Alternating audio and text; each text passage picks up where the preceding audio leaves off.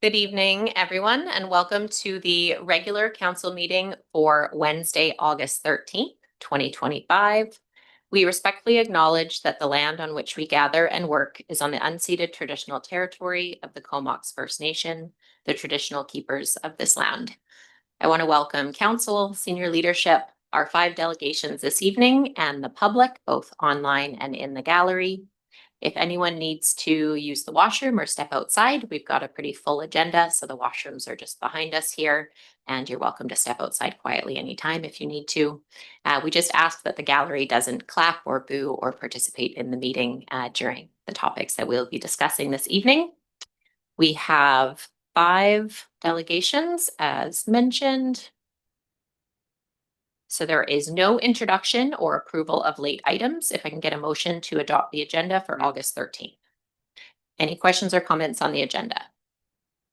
All those in favor? Opposed? And that passes unanimously. Thank you very much.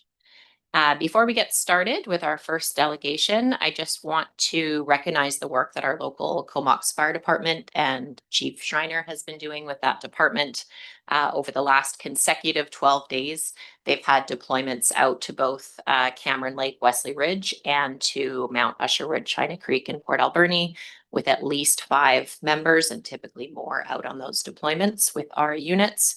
So just standing in support with the fire department, and thank you for serving the communities across Vancouver Island with those services.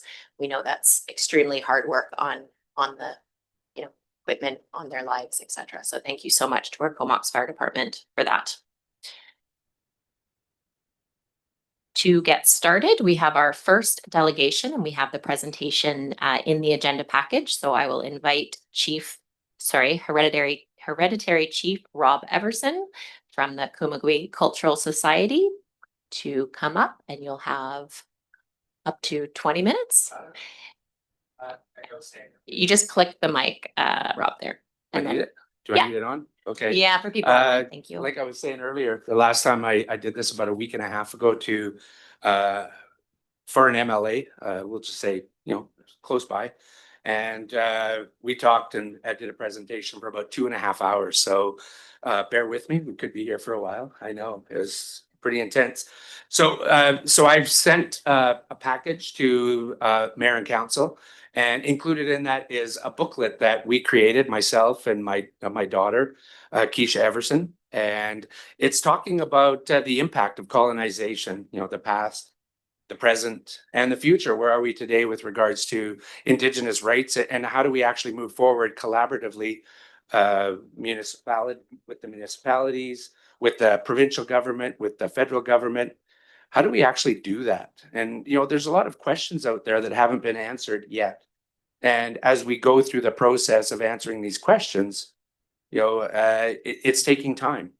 If we are reflective of where we are today, 2026, next year, it marks 150 years of the Indian Act in this country.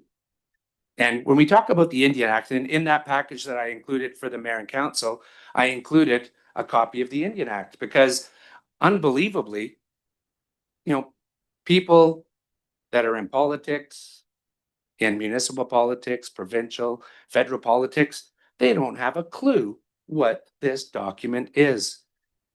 It's a piece of legislative law, impacts the lives of Indigenous people across this country. And if we talk about systemic racism, the history of this country, systemic racism, the internment of Japanese people during World War II, that the head tax that we imposed on Asian immigrant workers over 100 years ago when building railways and other infrastructure for this country. But proudly, Canada has eradicated most of that systemic racism, those systems that were built, that were created based on race. Yet today, 2025, Canada still has a system based on race, the Indian Act. And that's what we're here to talk about largely, is the Indian Act and the impact of that Indian Act on Indigenous peoples and the marginalization of Indigenous peoples. And As the title of this booklet says, the cultural erasure of Indigenous peoples. And I think we witnessed that today already.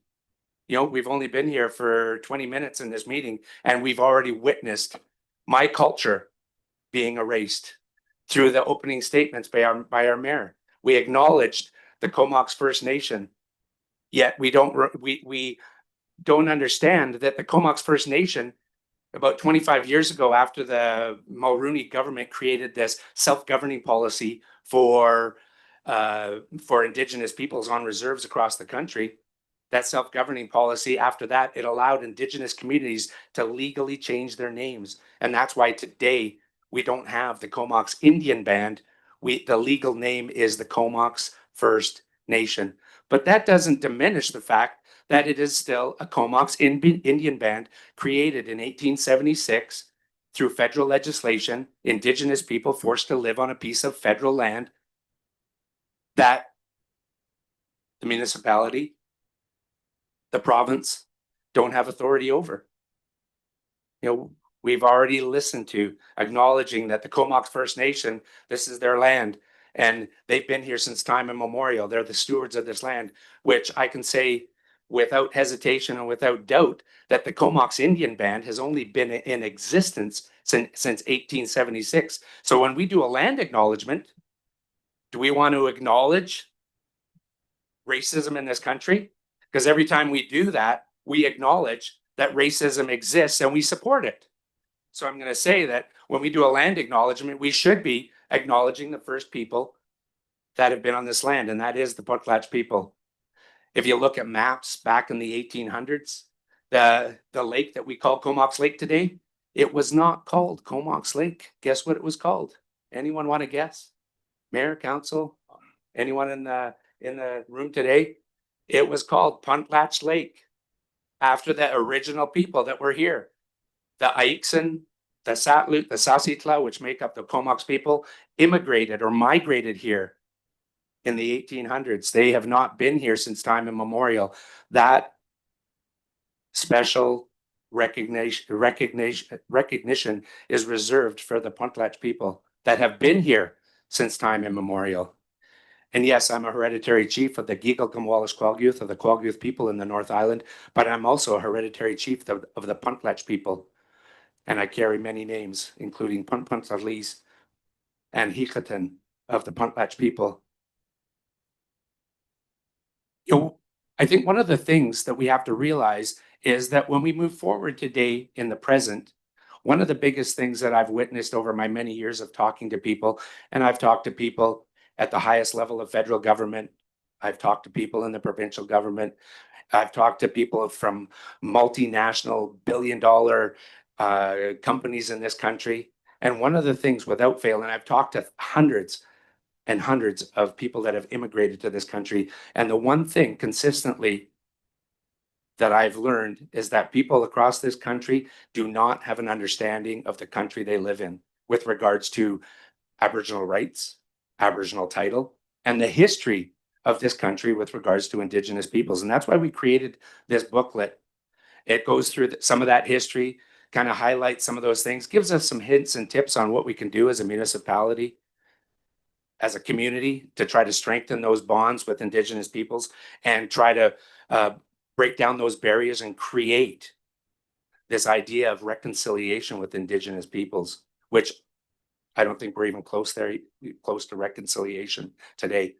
And I know that everyone in the room has probably been well aware of the news last Friday, that landmark court case from Vancouver, from the Richmond area, and the Cowichan people, along with 3 other Indigenous communities, being awarded title to land, including private land. Holy smokes. And I can tell you, as soon as that happened on Friday, people were locked in rooms across the country and told to figure this out.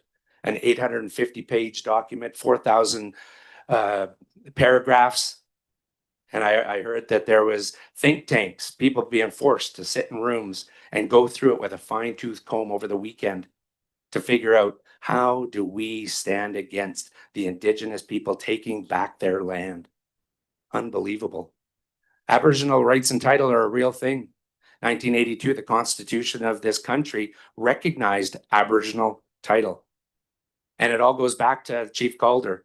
The Nisga'a people in 1973, you can well imagine 1973, throughout the 60s, you can imagine the province of British Columbia industry going into the Nisga'a territory and taking out trees, digging holes, creating real environmental disasters, impacting their traditional territories. And Chief Frank Calder said to the province, you can't do that. You got to talk to us. This is our land. We've been here since the beginning of time. What are you doing? And the province of British Columbia said, go back to your reserve, go cash your check. You don't have Aboriginal rights and title. Well, they ended up in Supreme Court of Canada, and guess what the ruling was?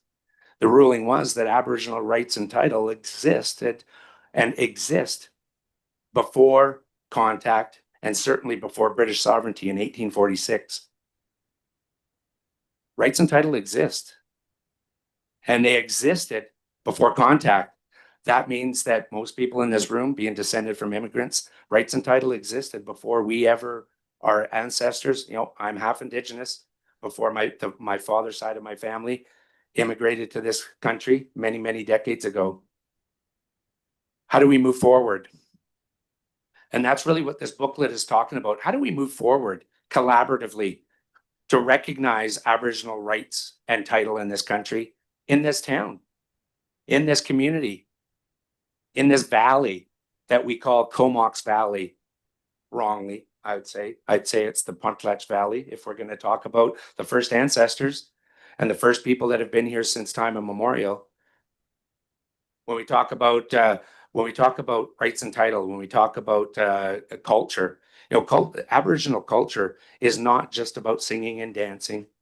In my culture, which is very intact, the way that we preserved rights and title, because we didn't have the written word. Indigenous people did not have the written word before contact, before Europeans came across those great oceans.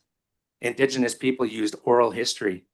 They talked, they orated to one another and told stories about who owned what, who had the rights to what, who were the leaders, what the governance structure was, what the policies were, what the laws were, and what the penalties were if you broke those rules and laws and policies. I remember my grandmother, when she was alive, one time she said to myself and my siblings, she said, if you grew up with our old people, said you would not be able to, you wouldn't be able to do that because our laws are so strict that you're not able to do the things that you do today. I grew up in culture in the big house, singing and dancing, but being reflective of the fact that singing and dancing, those dances, those masks that we all think, oh, they're wonderful, this is great, they have meaning. It's not just about singing and dancing to entertain people. It's about sharing the knowledge. It's about sharing governance. It's about sharing the knowledge of who has rights and title to where. That's why when you see Indigenous leaders, I come from certain places. I have origin stories on my grandmother's side, my grandfather's side, origin stories that are connected to the land, that go back to the first ancestors. And those are the stories that are told again and again in our cultural ceremonies while we're dancing and singing, reflecting on who we are as Indigenous peoples. So I think, I just wanted everyone on council, including the mayor, to have a really good understanding and start seriously thinking about what it means, the impact of this Indian Act and what that colonization process, the impact of it, what it has done to Indigenous peoples. And to really understand the Indian Act, when you read the Indian Act, and I hope you guys do, it's a fairly short read. It's very bullet point form. You will find nothing in this document that talks about the elected chief and council having authority outside of the Indian Reserve.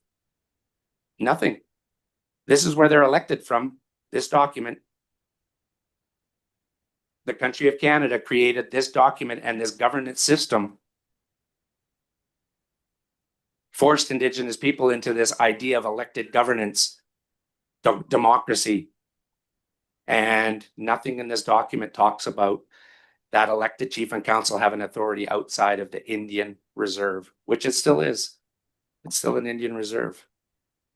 So I think, when we start sharing and talking about Indigenous culture, the place where we live and acknowledging those first peoples, then we really have to start being more reflective of that.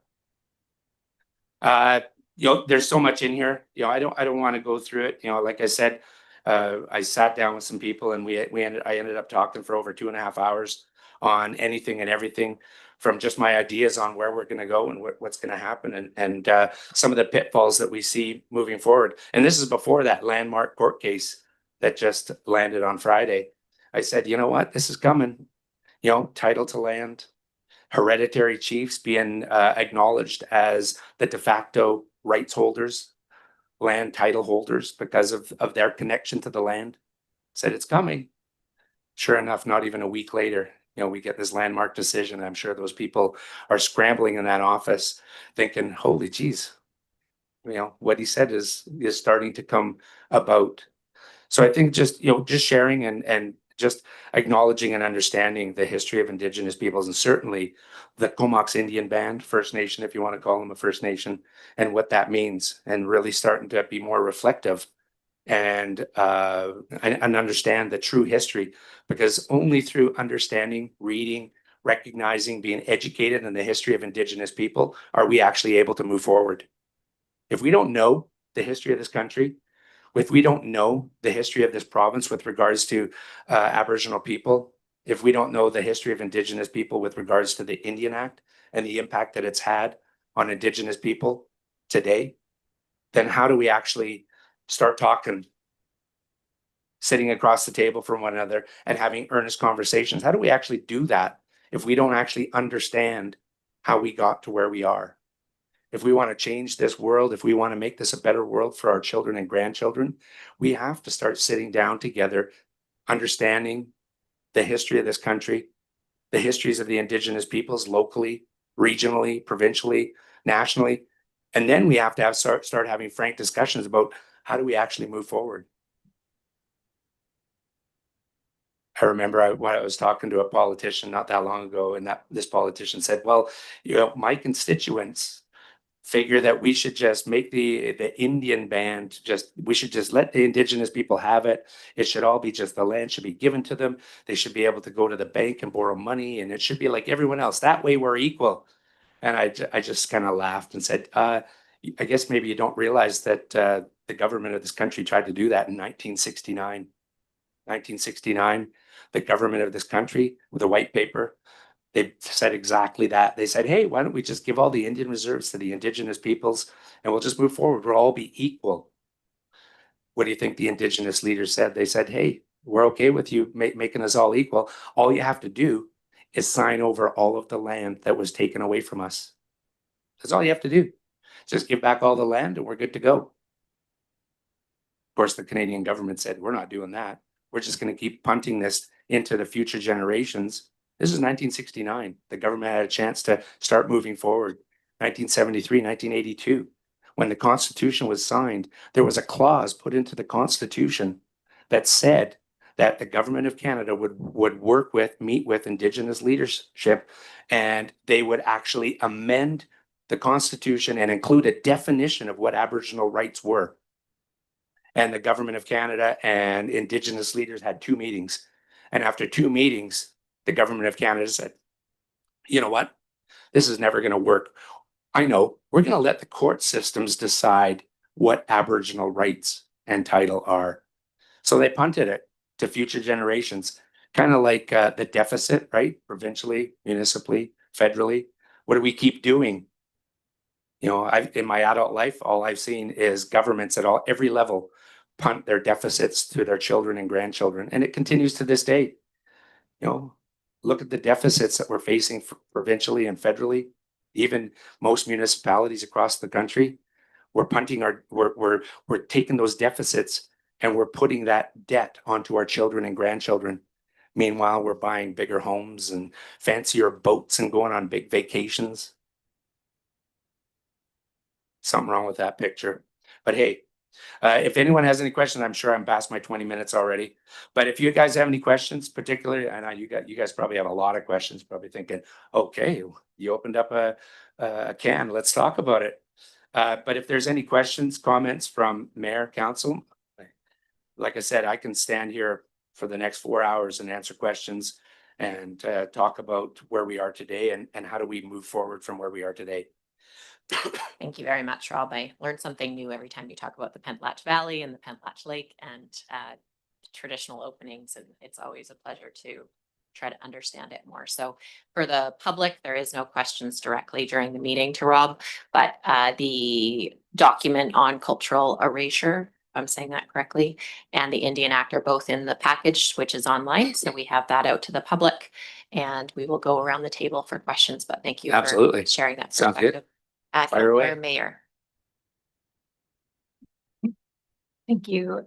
Thank you so much for this resource that answers so many questions that aren't answered anywhere else that I've seen over the many years of working on reconciliation.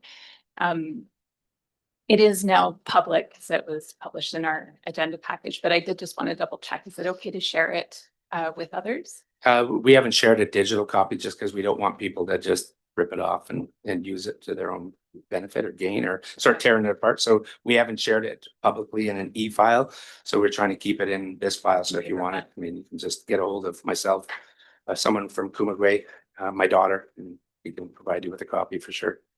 Well, thank you. Sorry, I have a couple of questions. Sure. They're mostly kind of about protocols and things. Sure. So first on the territorial acknowledgement, how would you prefer us to do the territorial? Well, I think if we're going to do a territorial acknowledgement, I think we have to break it down into those groupings, right? When we look at where we are today, this is Pentlatch territory. You know, the Comox Indian Band would never be able to win a title case in this valley without the Pentlatch people, without the history of the Pentlatch people. There is no title case for the Comox Indian Band First Nation. None, not even close, because they haven't been here long enough to actually win that. So I would say, and we look at protocols, it should be, you know, we acknowledge we're on the traditional territory of the Pentlatch, the Aixen, the Satlut, and the Sasitla. And you know, I guess you can, you know, play with those titles if you want. I mean, when we look at the history, you know, the Pentlatch were here first. The Aixen migrated north before the Satlut and the Sasitla. So that's why we probably put the Aixen next. But you know, but for certain, it's not the Comox Indian Band. And I tell that to so many people. How do you acknowledge the Comox Indian Band for being here since time immemorial? Because basically it's a slap in the face to Indigenous people that live here, because you're saying that you acknowledge that Indigenous people have been here since 1876 when the government said that they exist. So when they said that the Indian Band exists, when they created it, forced the Indigenous people to live there, it's just simply a lie. It's a false statement, and it wouldn't hold. It wouldn't hold in court. And like I said, the Comox Indian Band, the Comox First Nation would not be able to win a title case without the history of the Pentlatch people, which is separate from the history of the Satlut, the Sasitla, and the Aixen. Can you clarify? I've seen some of the territorial acknowledgements that include Pentlatch, Sasitla, Aixen, and Satlut also include the KK, I think it is. Is that correct or incorrect from your perspective? I'm not going to dig too far into it. I just think that if we're going to do a territorial acknowledgement, we have to acknowledge the Pentlatch people. Okay. Just that first and foremost, without a doubt. They've been here since the beginning of time. No one can win a title case here. It's the only the Pentlatch people would win a title case from, you know, kind of, I don't know, you know, Point Homes all the way through to past, you know, into Qualicum. So, you know, that's all Pentlatch territory. You know, Denman, Hornby, that's all Pentlatch territory. You know, where Kensington Estates was, or what is that, Union Bay Estates, Kensington, I don't know who they were, but you know what the name is now. But that, you know, that's all Pentlatch territory. Comox Lake, Pentlatch territory. There was village sites there that existed before our government decided to flood the lake, right? Got to remember that that lake wasn't at that height before. It was quite a bit lower, right? Quite a bit lower. And then two other quick protocol. Sure. questions. How are we to address you? And what do you prefer in terms of us contacting you? Like, would you prefer that we go through the mayor, for example, or can we? contact If you're gonna contact me, then the best way to do that is to contact my wife. Because, you know, she's the one that's gonna say, hey, you have to phone this person, or you have to go and do this. You know, otherwise, if you get a hold of me, I'll be like, and it'll get buried so fast that, you know. So the best way to do it is to contact my wife. She's the administrator of the Kumagway Cultural Society. And she's the one that kind of says, okay, you gotta go and talk to those people. They want to talk to you, or hey, you gotta go and do this. And so you listen, you know, like everyone, we do what we're told, right? So that's the best way to do it, is to talk to her, and she will direct those calls, because we get so many calls, requests, you know, every year, whether it's the big house, whether it's just talking, whether it's singing, dancing through the Kumagway dancers, whatever that is. And so she's able to go, okay, this goes to you, this goes to you. So she's able to separate all that information out and direct it to the appropriate person or persons. So that's the way to do it. And how do we address it? You can address me as Rob. I'm okay with Rob. You know, when I'm in culture, you know, I'm a hereditary chief. I've been a hereditary chief for well over 25 years. Come from a very cultural family. You know, those pictures of that Indigenous man, that hereditary chief that you seen, it was on the wall in the city of Courtenay at one time. You know, my grandfather was the de facto hereditary chief and elected chief in this community for the Comox Indian Band for literally decades, all the way up until, you know, kind of, you know, close to the year he died in 1972. So Thank you. no worries. Thank you. Counselor Blacklock, did you have a question? No. Other questions from council? Okay, well, thank you again for coming and providing that document for All right. council to consider. Yeah, anytime you want to talk, anytime, you know, if there's someone out there that goes, yeah, I need to understand this a little bit more, maybe I should get a hold of that guy. Feel free to contact me, my wife, obviously. And, you know, because really, my family, you know, the legacy that my grandparents left behind, the big house that was built by my grandparents, you know, it was because we want to share, and we want people to understand, because without that understanding, without that knowledge, how do we move forward together? You know, the Supreme Court has said to all of us that Indigenous people, guess what? They're not going anywhere. Guess what? You know, descendants of immigrants, not going anywhere. We need to learn to work together. You know, whether that's, you know, talking things out and working things out, or ending up in court and having your land awarded to the local Indigenous community. You know, and I think that's just the tip of the iceberg. I think that more and more of these court cases are coming. You know, I see them on the horizon, and they're going to have an impact on all of our lives. Yours, mine, my children, your children, our grandchildren. You know, it's going to impact all of us. How do we work together?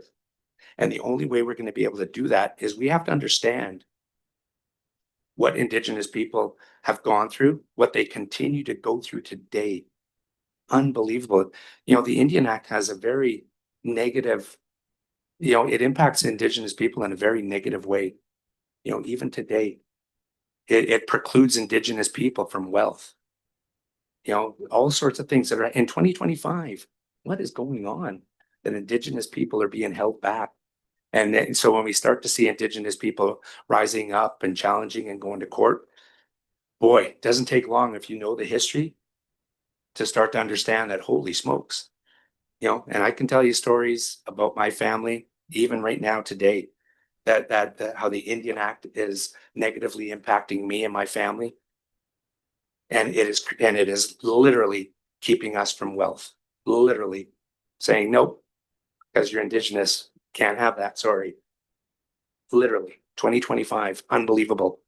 Thanks everyone, and thank you everyone in the that is here to, you know, watch bylaws and all the dog stuff and barking and noise complaints. But hey, thank you so much for listening to me. And like I said, anytime you want me to come back, and even if it's just your counsel and yourself, then I'm more than welcome to come back and have a very frank discussion. I can sit down for, like I said, hours, and we can dig into it really deeply and really try to get a better understanding of the world in which you live in, and try to navigate, let's face it, the tricky waters that we're all going to be faced with in the future. So thanks again, everyone. Hope you have a great day and look forward to that rain, eh? Thank Starts to go you some so sun. much for sharing, Yeah, Rob. thank you so much. And we have read the couple pages on what municipalities can do, and we will be in touch as there's some Awesome. Thank you so much, guys. multiple opportunities. Have a Thank you. great day. Thank you. Okay, our next delegation will be from Jeff West, Executive Director of Habitat for Humanity on 2161 Park Drive Affordable Housing. We'll just give you a moment to set up there and welcome Jeff. Thank you. Just gonna set my 10-minute timer. I can give you a 2-minute warning. Okay, thanks very much for having us tonight. Joined with Larry Poirier, who's our construction manager with Habitat for Humanity. I'm just gonna run you through a bit of a deck on how we can provide affordable housing in the town of Comox. And the property that Nicole talks about was originally raised to me 3 years ago by Russ. Had an initial discussion about it, and we've been bouncing ideas around internally for since then. We've worked through a couple design options that we'll show you, but probably first what we should do is talk a little bit about what Habitat for Humanity does. Do I have a button? Or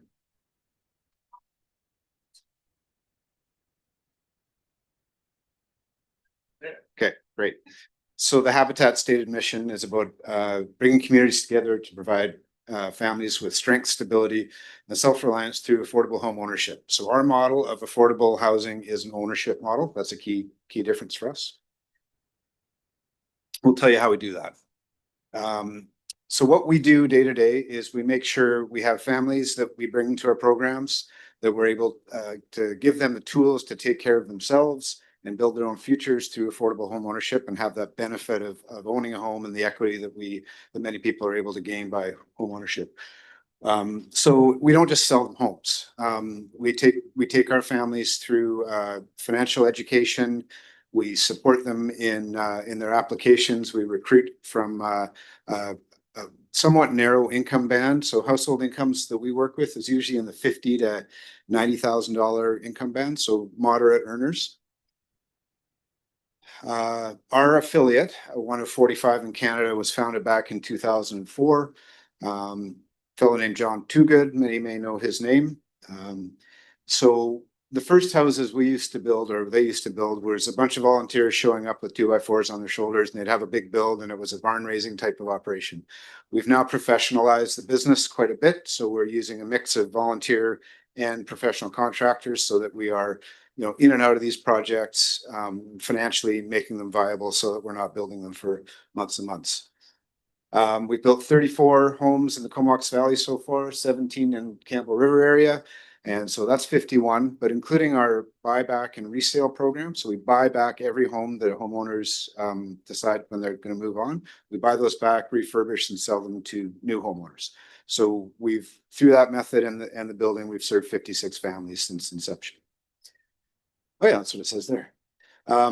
Our big social enterprise is our restore operations. We have one in Campbell River and one in the Comox Valley. Between those two, we sell over $2 million worth of donated goods a year. Sorry, the value is higher. Our retail is $2 million. So they're very profitable. But what I will say is that Habitat, our charity, is a nonprofit. No money leaves the charity. It's entirely reinvested back into our programming.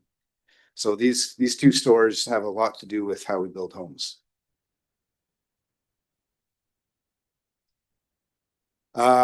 We do not do this solely on the backs of the restores. We have an agreement with CMHC, BC Housing, of course, the restore profits. We've got a lot of very generous individuals and foundations that support our work.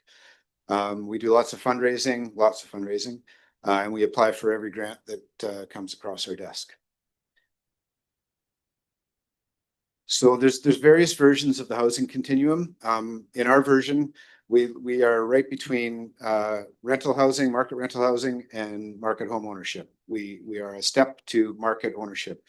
Many of our families buy their homes, live in them for 5-10 years, and then take that earned equity out and then move into market housing. So we've seen lots of that. So the basic deal is homeowners, these are working families with school-age children. They have no down payment requirement. We provide them with an affordable mortgage geared to income at 30%, same marker that affordable rentals you would see are. They get a first mortgage from a credit union, and then any residual mortgage is a second mortgage carried by Habitat for 20 years at 0% interest. So there's a considerable charitable component to that piece of it. But it allows them to get in, to make more mortgage payments, build equity, build or rebuild their credit ratings, and get that benefit of home ownership. So one of the questions I had is, who are your families? So there's sort of a stigma around affordable homes. Our families are, these are current examples. We've got more than one registered nurse. We've got healthcare aides, insurance brokers. We've got a TELUS fiber technician. We've got a finance employee with the Comox base. So a real range of people. And one of the differences with us between an affordable rental operation is we walk along with these families through their ownership journey. So there may be a job loss, there may be an illness, there may be a marital breakdown. So we are constantly in touch with the families, and we have in 21 years now, we have never let a mortgage go bad, and we've never had a family removed from their home. So that's important to us. Larry does a lot of this work in terms of keeping the homes in good shape and helping fix problems that are probably out of our scope to fix as a warranty provider, but we do it anyway because we want them to succeed. Face thing doesn't work. So again, we're not a regular developer. We do not have a profit motivation in what we do. We build high quality, energy efficient homes that we're proud of and the homeowners are proud of. We have a significant volunteer component to our construction project, and indeed our restore operations, without whom we couldn't do it. And then back to our build department. This is a professional construction department of our business. We've got 20 years of building homes on time and on budget. And as I mentioned, we serve families in the long term through ongoing support. The families themselves are required to volunteer 500 hours of service in the construction of their home. And it could be on the build site, or it could be in a restore or within some of our programming, but that's their down payment, as it were. So there's an investment by the families before they qualify to get the mortgage and take the keys over. Our buildings are very energy efficient. We hit step code 4 on our last building in Courtenay. We've actually done a little bit better in some areas of building envelope, so we're constantly striving to do better on our energy efficiency. And then we take on the role of the new home warranty. So we are the contact. They know who we are, and we work through any warranty issues. The 2510. So that's 1375 Piercy in Courtenay, our latest project. It's a 12-unit townhouse, a mix of 3 and 2 bedrooms. And includes 2 fully accessible units that were tailored to the needs of the families that came into our program. On time, on budget, $5 million in and out, 18 months, and some pretty happy families to be in this development. Oh, missed the best one. There's a missing slide. Huh, isn't that something? So there's a slide after this one that says the ask. So we're not here just to sing our own praises. So the property at 2161 Park Drive is it's a bit of an oddball property. It's kind of a big long triangle. Oh, it's too bad those didn't come through. There's 2 really sharp drawings in there. So we've got a proposal for 8 townhomes, 3-bedroom townhomes, or 1190 square feet, 1.5 bathrooms. When we learned about the easement across the property, we took it away. Originally, we had 2 fourplexes that were all kind of rowed together.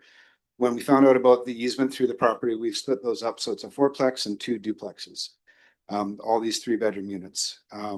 So the ask is for council to consider transferring the property to Habitat.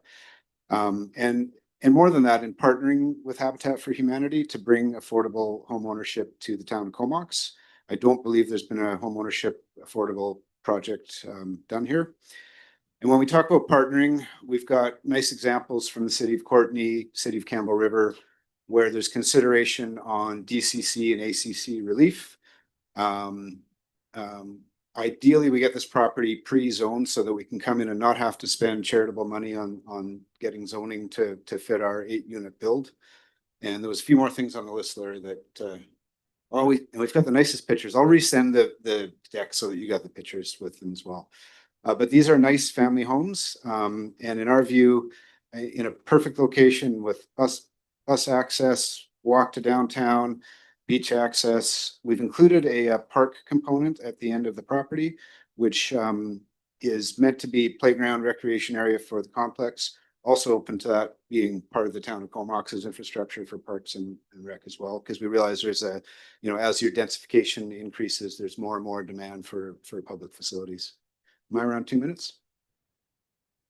Yeah, a minute and a half. Okay, so should probably open it up for questions. The pictures would have been great, so we'll get those over.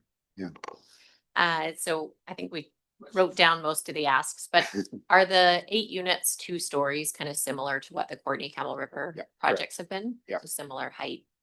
Yeah, so one of the design options that we're quite open to is more of a flat roof arrangement to preserve view corridors as well. But right now they're a peaked roof. Yeah.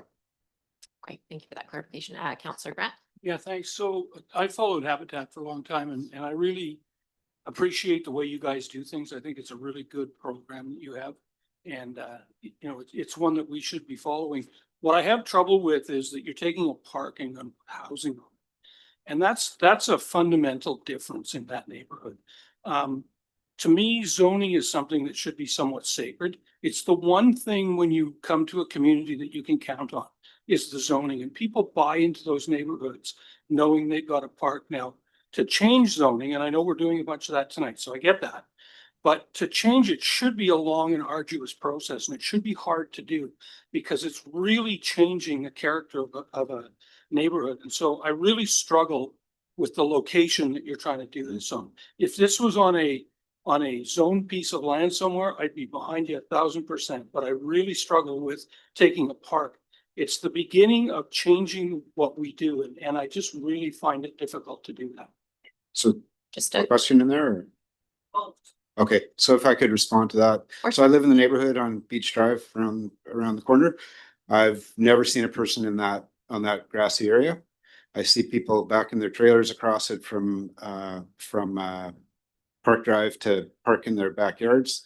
And I see kind of funny fence arrangements and people using it as sort of like their backyard kind of thing. So I'm sure it's park, but I don't see it used that way in the neighborhood. Well, I can tell you from having lived there my whole childhood, we use that park every day. And so I know that people do and have used it. And it's not the fact that you're taking that people aren't using that park, but they bought into that with the idea of some green space there. They bought into it with the idea of view corridors and views there. And that will be changed fundamentally if you do this. Yeah, we've identified that as a challenge as well, how the communities can accept it. So fair. Just a follow up to staff. I thought that was actually residential zone, but just green from lack of building on it. But just to clarify, do we know what the zoning is of that drive? I believe it's zoned single family residential, but it's in the OCP as park. So it's in the OCP as park, but it's zoned single family residential. Okay, so a little bit of both there. Yeah. Thanks for clarification on that. Councillor Blackwell, did you have a question? Just only, Jeff, when I look at the Habitat projects and, I've been a past volunteer and obviously a big supporter, and full disclosure to everyone, my wife does work at Habitat and she absolutely is making a difference for people. And one of the things that we did as a council is we opted out of participating in the Comox Valley Housing Corporation. And that corporation is going to exist to provide affordable homes for people. And we have an opportunity here with Habitat to provide affordable housing in Comox. And I think it should be worth going through a public process to do the zoning, but Habitat for Humanity certainly deserves our support. Thanks for those comments. We have Councillor Mayer. Thank you so much for the presentation and the work. This is a super exciting proposal. I'm just curious if over the years, there have been any other properties that were of interest that are still in Comox that you think could work if this one didn't, like a plan B? The only other one we looked at was the old fire hall property, which I understand has gone to others. The concern with that one was that there was potential contamination. When we talked about that one, that wasn't clear. So that's the only other one in mind. So none others that we can see, and that's certainly none that could support 8 homes. Yeah. We currently still have that property, but it's not as large as this other one, I believe. Councillor Blacklock has a follow-up. Just following up, if you had the project ready to go today, I understand you probably got another one in front of it or 2. It depends. We have an acre in Campbell River where we can build 20, but we can't afford it. So this could potentially be a way for us to bridge to that larger project. We understand there's a sewer capacity question that will also depend on the capital plan for that upgrade or possibly could depend on that. So we'd have to evaluate the services. But yeah, there's certainly be some fundraising and grants to get to before we could do it. And so the only other thing that I would just, ask you to look into is our new parks and master trail plan. Because that report, if you go through it, actually recommends that Comox acquire more land for parks rather than give up existing land. So we need to kind of through this OCP process, and the public is certainly going to have more opportunity to engage with us on the OCP, that stuff be thoroughly looked at. Yeah, well, we'll take your guidance on what's required. There's a current saying in the affordable housing world that homelessness trumps architecture, and there's a desperate need for affordable homes. Yeah. I'm going to go over to Councillor Kerr and then Councillor Mayor. Thanks for the presentation. Exciting to see more affordable housing in Comox. So just to understand how the financing works.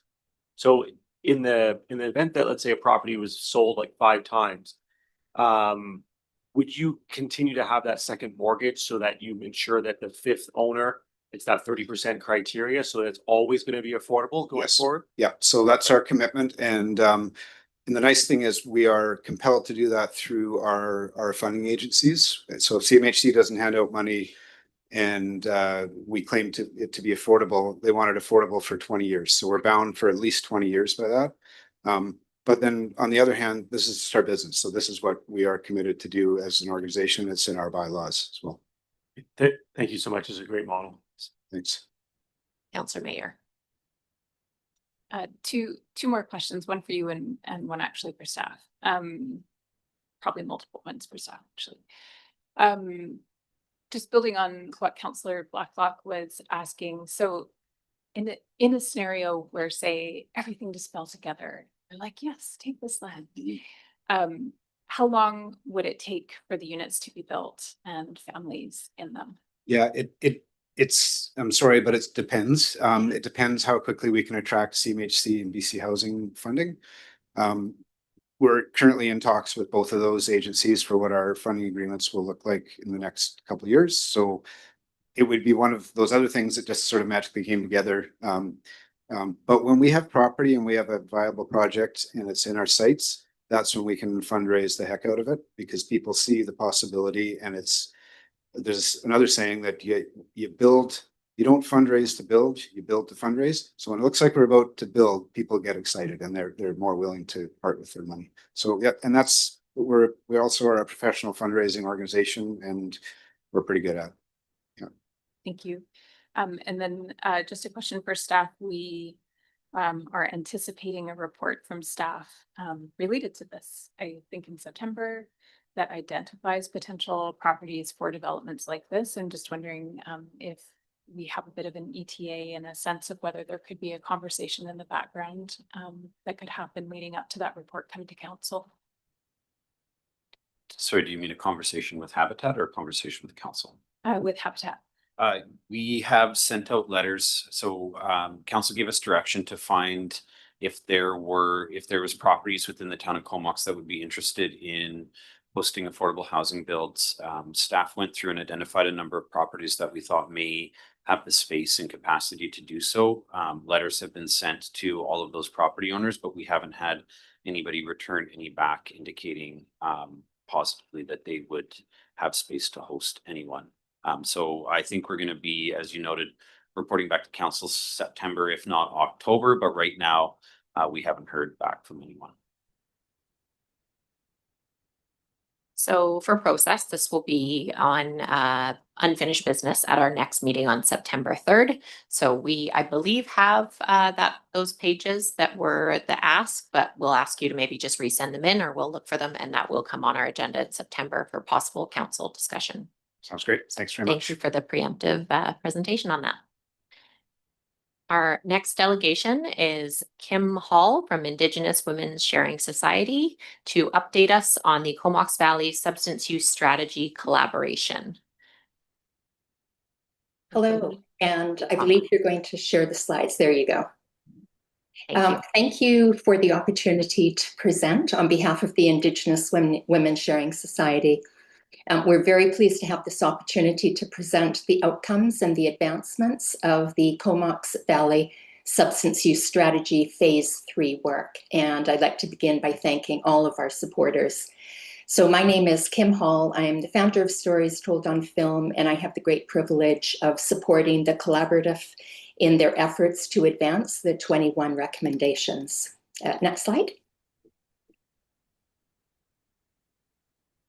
We respectfully acknowledge that the work of the Substance Use Collaborative occurs on the traditional territories of the Potlatch, Itsan, Tsuut'ina, and Tsot'luk people, now collectively known as Comox First Nation.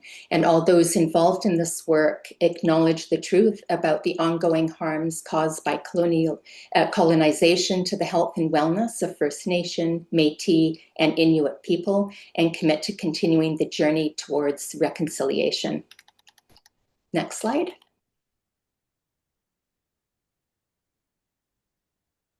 This work would not be possible without the selfless sharing of peer voices, those with lived and living experiences.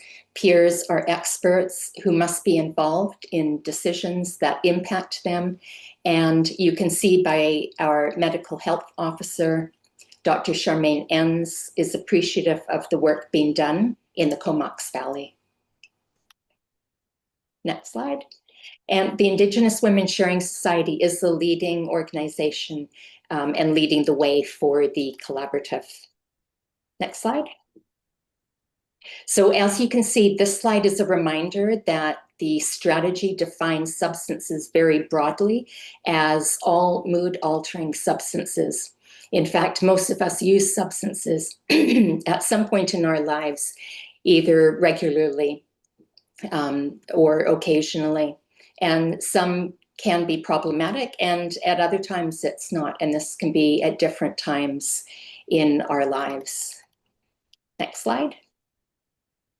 So phase 3 actions focusing on developing a highly functioning and impactful collaborative so that we can effectively carry out all 21 recommendations.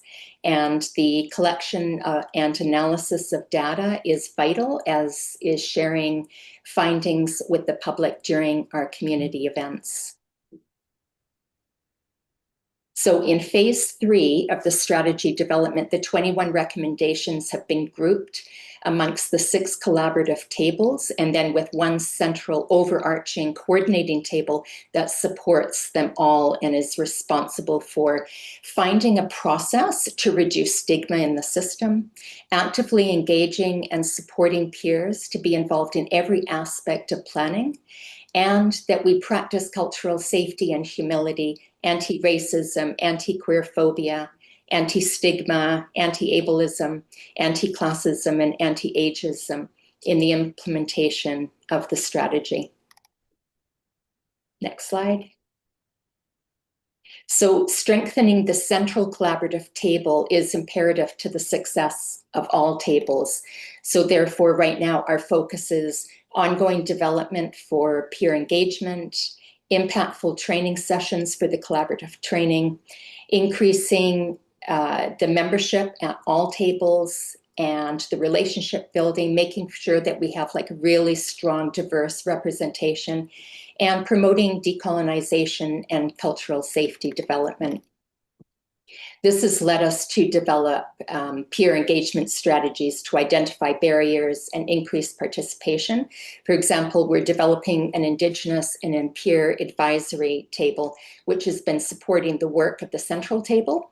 And this strategy is now coordinated by a peer-led and Indigenous-led organization, which is a significant step in inclusion and decolonization of the work.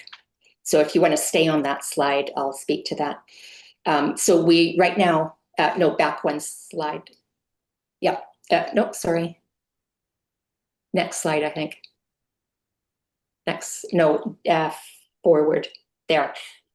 Oh, back one. There you go. So we are learning in the process and taking steps to understand how colonized practices create more harm and are based in fear and control. So we're working to create equity in our process, to work from a place of decolonization and empowerment. So ongoing training will be part of this process and integrated into all aspects of this work. The Central Collaborative Table is actively developing an orientation package designed to help organizations integrate principles of cultural humility and safety into our actioning processes. This resource responds directly to the recommendations outlined in the strategy and aims to support a consistent and respectful approach to collaboration. This package is developed and guided by Indigenous and non-Indigenous peers and Indigenous elders. And right now, all of our collaborative tables are going through all of the training, and it's going to be a 5-part series. And right now we're rolling out part 3. And next slide. So the emphasis of our work is to create positive impact while reducing the silo effect. In essence, building strong community collaboratives that can effectively advance the recommendations together. So while there are 6 tables, these 3 have launched and are highly engaged and actively working on advancing the recommendations. This slide highlights just a few of the achievements, and there are more outlined in your handbook. And this September, we will be developing a strategy to launch the remaining 3 tables. So table 4 will be focusing on seniors prevention education. Table 5 focusing on advocacy, system change, and network improvement hubs. And then final table 6 focusing on medical detox, recovery-based supportive housing. Next slide. So there's so much work to be done to reduce the harm of substance abuse in our communities, and collecting and analyzing data, both quantitative and qualitative, is vitally important to monitor and document our progress. So we're actively engaging with Island Health, RCMP, North Island College, municipalities, and other organizations to collect further data. And we've also have a youth survey that is out there in the community as well. So while it might look like reported deaths are going down in the Comox Valley, it's still more than double what it was in 2020. So we also want to highlight the harm from all sources of addiction, and that includes alcohol, vaping, and smoking. And your handout has a link to the data on this slide. Next slide. So we're making strong progress in raising awareness around substance use through meaningful collaboration, youth engagement, and community-led initiatives, from upcoming events with national partners to active youth involvement in schools and public fairs. And there's growing momentum to share commitment across our community. Next slide. So as we move forward, our focus is deepening collaboration and ensuring cultural safety remains central to our work. We're expanding our efforts through new action tables, addressing a broad range of substance use issues, and advocating for critical resource like detox beds, all while staying responsive to the evolving needs of our community and the 21 strategic recommendations. Next slide. So as you can see, we have important work ahead. Courtney has committed $15,000 each year for 3 years, and we're very grateful for their support and leadership. We continue to seek additional partners and funding to support the success of implementing the recommendations. And at this time, we graciously request the town of Comox to consider a multi-year contribution of $10,000 to support this vital work and protecting the health and safety of Comox Valley residents. So I'll stop sharing the PowerPoint and open for any questions you might have. Patty Alvarado, the Executive Director of IWSS, wasn't able to join us today. So any questions that I might not be able to answer, I will definitely get the answers back to you as soon as possible. Thank you very much for the presentation, Kim. I will look around for questions from council. Okay, we don't have any questions for you this evening, and the request will go on to a next further agenda. Thank you very much. Thank you very much. Actually, one quick question if you're still there. Yes. With the city of Courtney, do you know what the municipal alcohol licensing policy is? It was on one of the actions. Yeah, I know there is talk about that. If you want, I will get back to you on that one. Sure. Or I can also look into it. I was just curious with the municipal action aspect there. Yes, okay. Thank you very much. All right, thank you so much. Thank you. Okay, we're going on to D, delegation. We have Dana Forsgren, the coordinator for the Comox Valley Coalition to End Homelessness, to talk to us about zoning bylaw for extreme weather response amendment. Welcome to Dana. Hi. I think the mic was already on, so just there you go. Okay, good evening, everyone. And just to clarify, I'm going down on the arrows. Okay.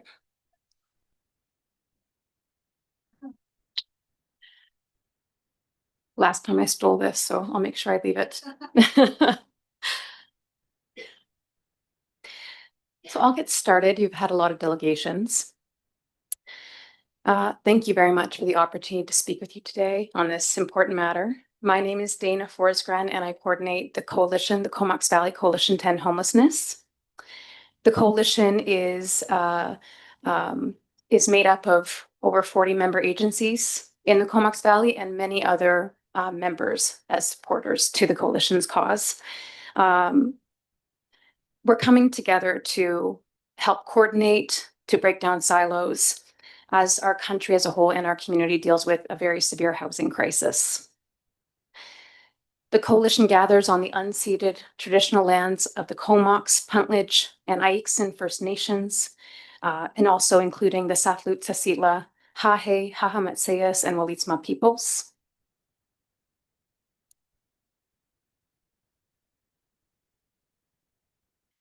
I'm here today on behalf of the Comox Valley Coalition to End Homelessness to request a zoning amendment that would permit extreme weather response shelters as permitted use in institutional zones.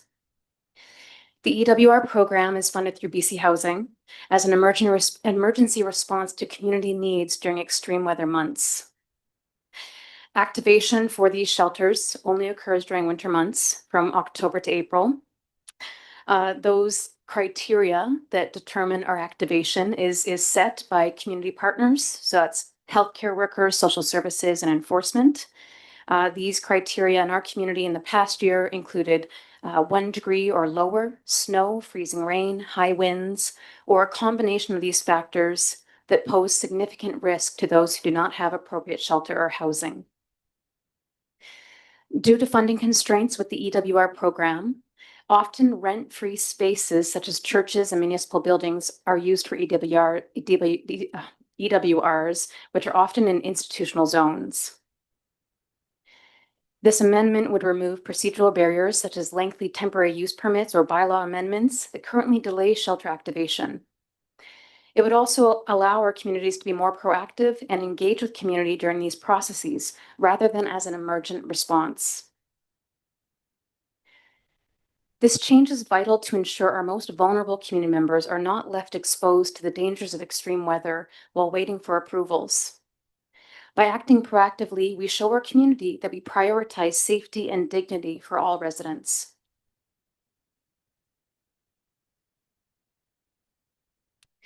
Climate change is making extreme weather, like sudden cold snaps and storms, more frequent and severe, and these events can be life-threatening. Over the past 2 years, municipalities, the CVRD, and Comox First Nation have been working together through the EWR task force to make sure extreme weather response is coordinated and that the community needs are met. Right now, our zoning and policies aren't set up to respond quickly enough to these challenges. These shelters are more than just a roof. They're a lifeline giving safety, warmth, and connection to vital supports. Every cold night without shelter puts people at serious risk of frostbite, hypothermia, and even death.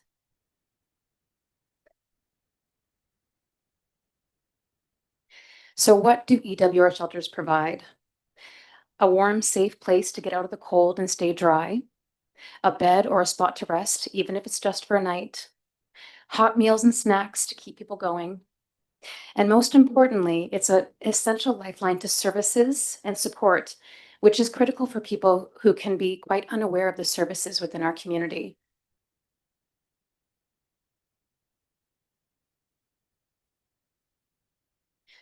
This slide here is actually some data from our 2023 point in time count.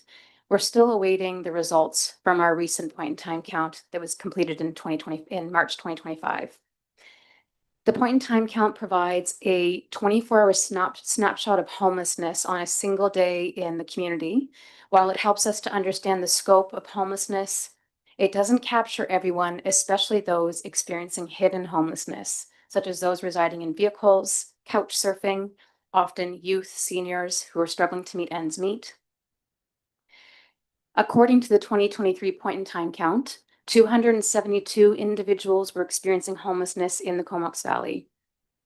Of those, 28% identified as Indigenous, 27% as seniors, 12% from the 2S LGBTQ+ community, and 8% were youth. And as we can see, this is a disproportionate impact on specific demographics in our community. And these demographics underscore the importance of shelters that are culturally safe, age-specific, and trauma-informed. These numbers reflect our neighbors, elders, and youth, each facing unique barriers and risks every day. They require and deserve safe and supportive shelters that reflect and respond to their diverse identities and experiences. For instance, EWR shelters can be designed to support specific demographics, such as seniors or those living in vehicles and struggling to meet basic needs. Many may not know where to begin, where to access services, how to fill out the applications. EWRs serve as a really critical point of contact to get people the right supports and the supports they need, and on the path to appropriate housing.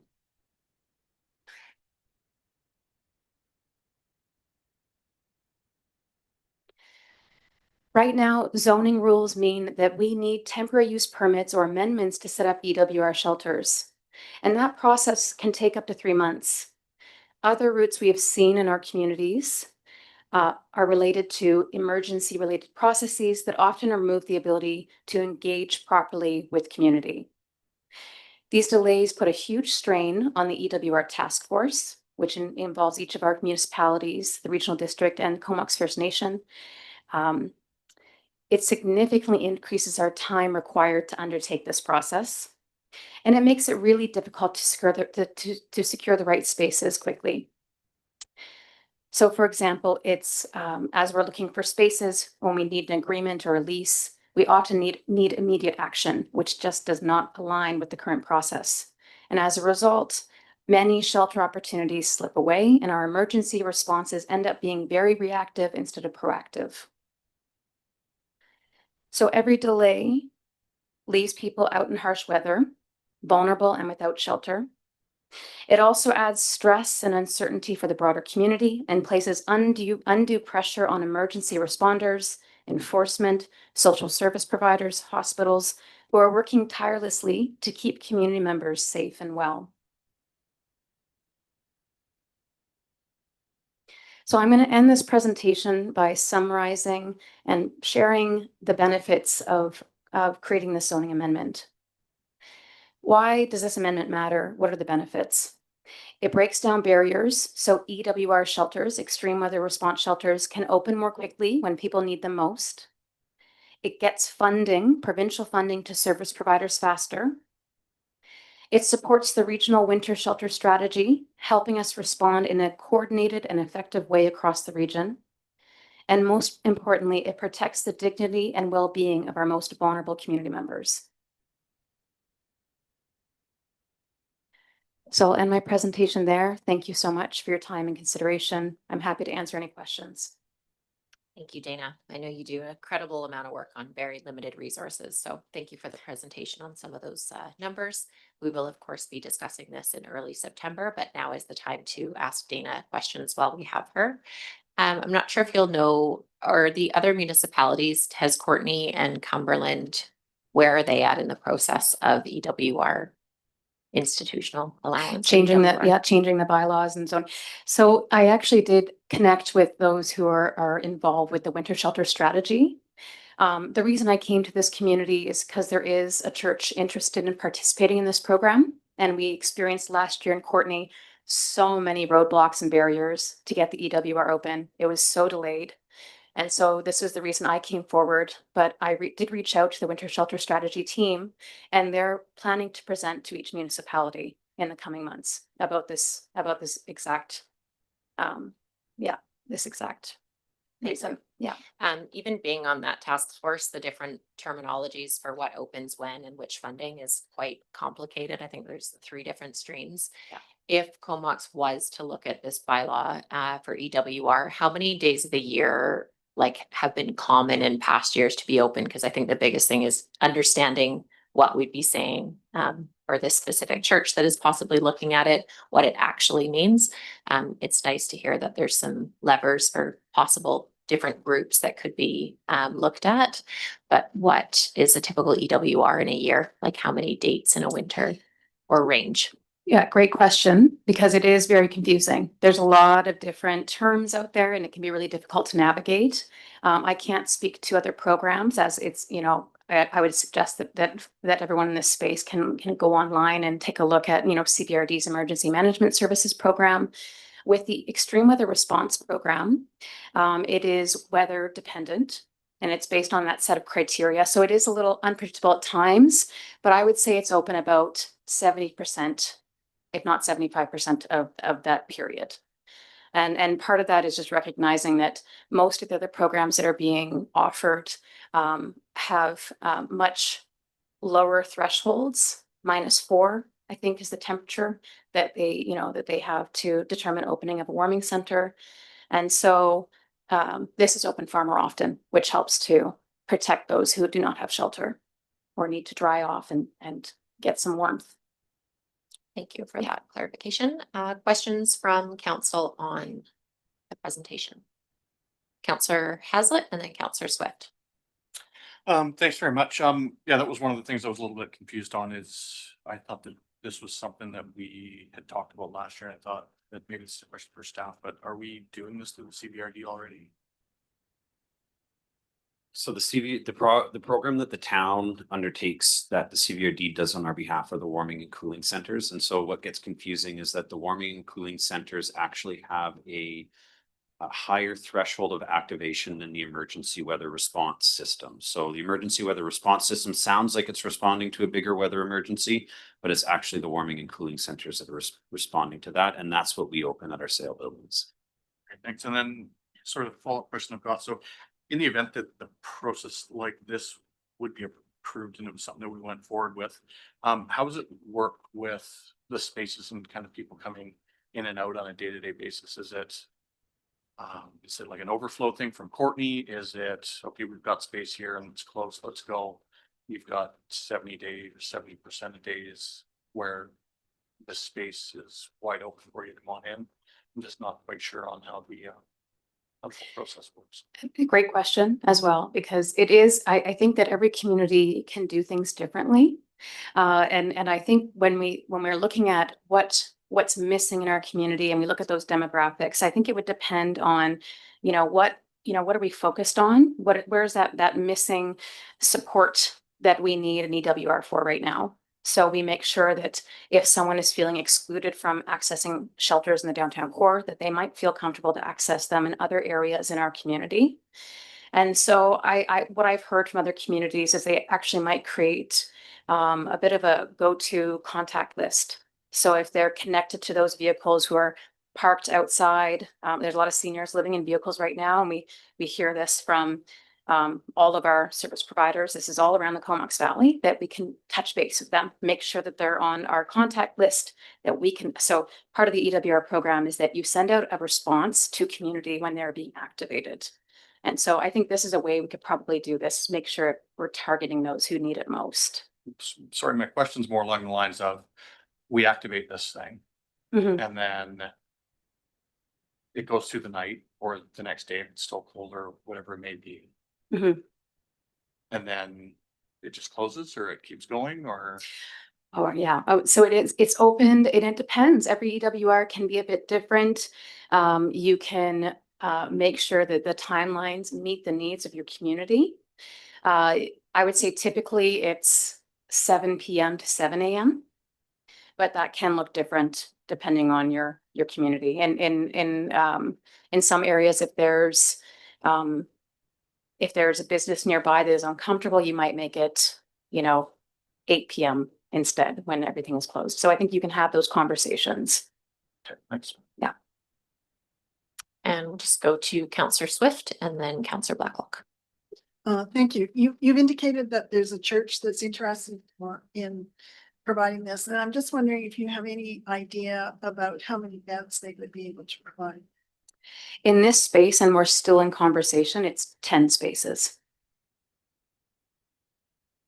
It's an important question. Thank you. Councillor Blacklock. I don't know if I'm allowed to ask this, but can we know what church we're talking about? Are we allowed to ask that? I think it's best, and what I've noticed, and when you're engaging, is that I'd rather go through a process where we're engaging really well with community about that, and so we have more of a strategy. I would say that in this location, it seems like a really good location for this type of program. Thank you. Councillor Grant. Thank you. So when you say institutional, are we just talking churches?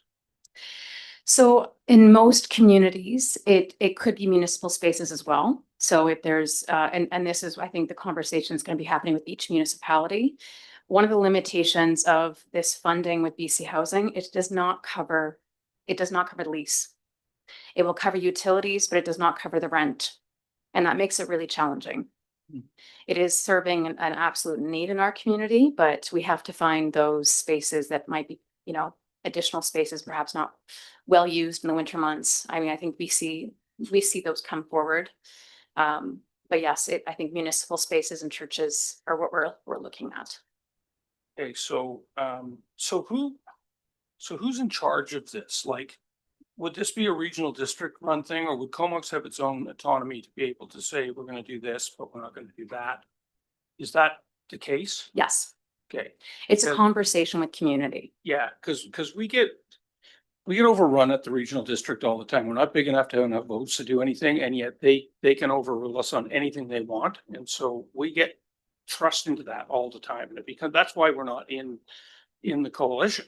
Yeah. And why we go in by contract, because we at least have some ability to say what we want to do. So we would be in charge of what churches or areas we want to use, and we'd be in charge of when they would open and when they would close. Is that correct? Yeah, it would be a conversation, and that conversation would be with council, with community.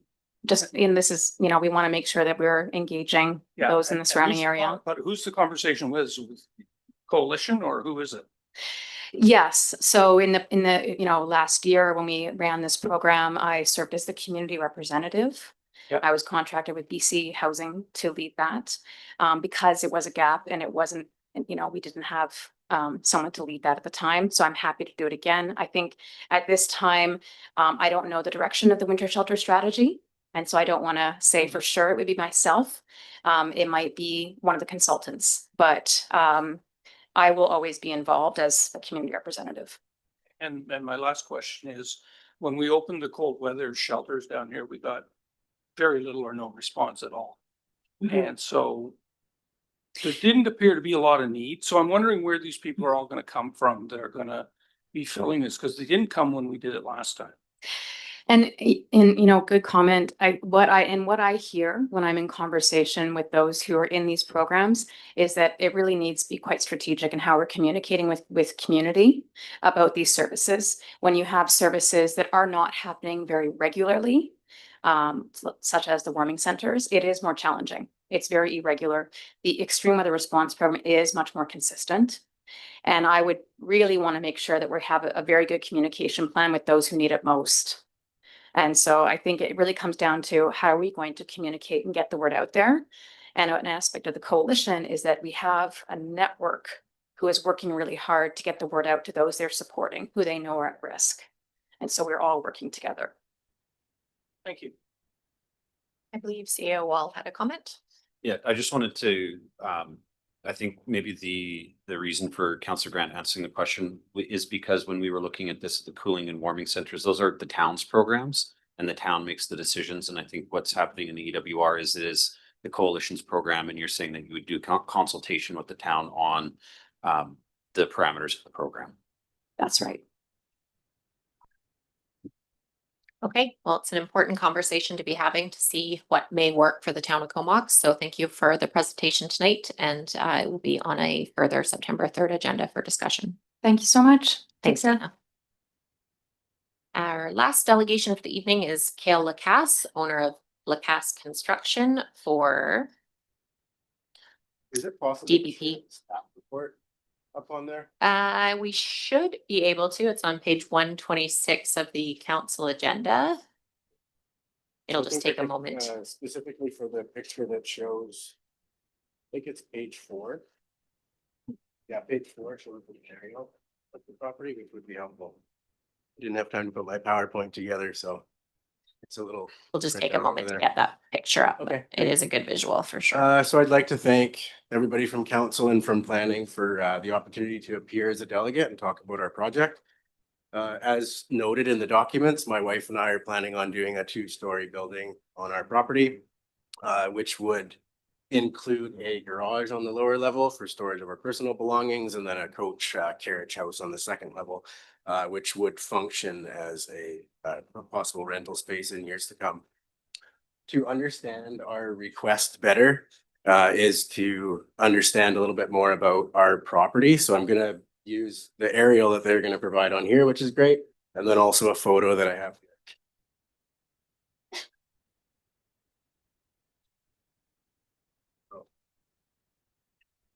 This is a photo from 1930, which is pretty awesome. And you can see our house is right here. So Beaufort Avenue is this dirt path that runs along here. Willow Way has yet to be created, and there's Port Augusta Park that runs in behind with the creek in there. So I'll just show the people from out here. It's pretty cool. Park. So this is early 1930s, and our house is right here. So you can actually see the garage right here, which was placed to the other side to make the way into the basin. There's some really cool pictures available at the museum as well. Let's see the pictures of Comox. So when we purchased the house in 2018, we were set on preserving the heritage of the property. There isn't a lot of heritage buildings in Comox. We don't have a lot of history with our buildings.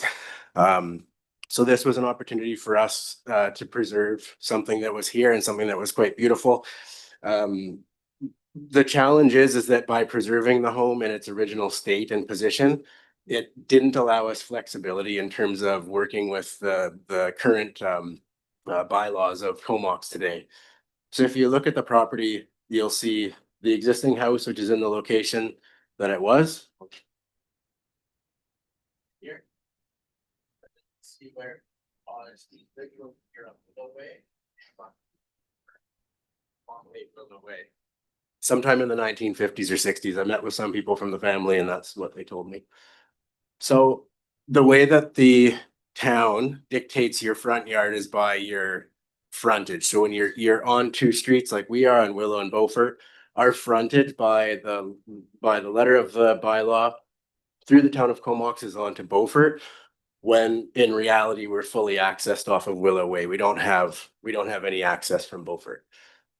So we'd like to rebuild the garage / coach house in the location that it has been since 1950-60 in what is technically our front yard, which isn't allowed by the terms of the bylaw. This location is the only location that we could rebuild something like this without making significant changes to the trees and landscape, which is something that we've worked really hard to avoid. For those of you that know the property, it has several very significant beech trees. This is wintertime, so they don't have foliage on them right now. Several beech trees that run around the property, and some significant fir trees, which we share with the town along Port Augusta. So we're very limited in terms of where we can build, and we do not want to alter the property at all. And thinking about, well, we've been listening to it all night. There's homelessness coalitions. There's people that are struggling to find shelter. We're looking to add a unit here in Comox as part of this project as well. So you'll see on the highlight section of the letter, there's a list of what the variance is considering. It's to permit a coach house in a front yard. So as explained, that's the only location that we can do. The building, the only real move that we're making is we want to go slightly north of where it was before, because we want to give the beech tree to the south side a little bit more room. We increase the maximum height of a coach house, which is going to increase to 23.5 feet, which is still 7 feet lower than our existing home. And because our only neighbor that's affected by this is the park, we feel that it's a pretty reasonable request. And the last request is the non-conformance with the adaptable housing standards, which is because the living is on the second floor.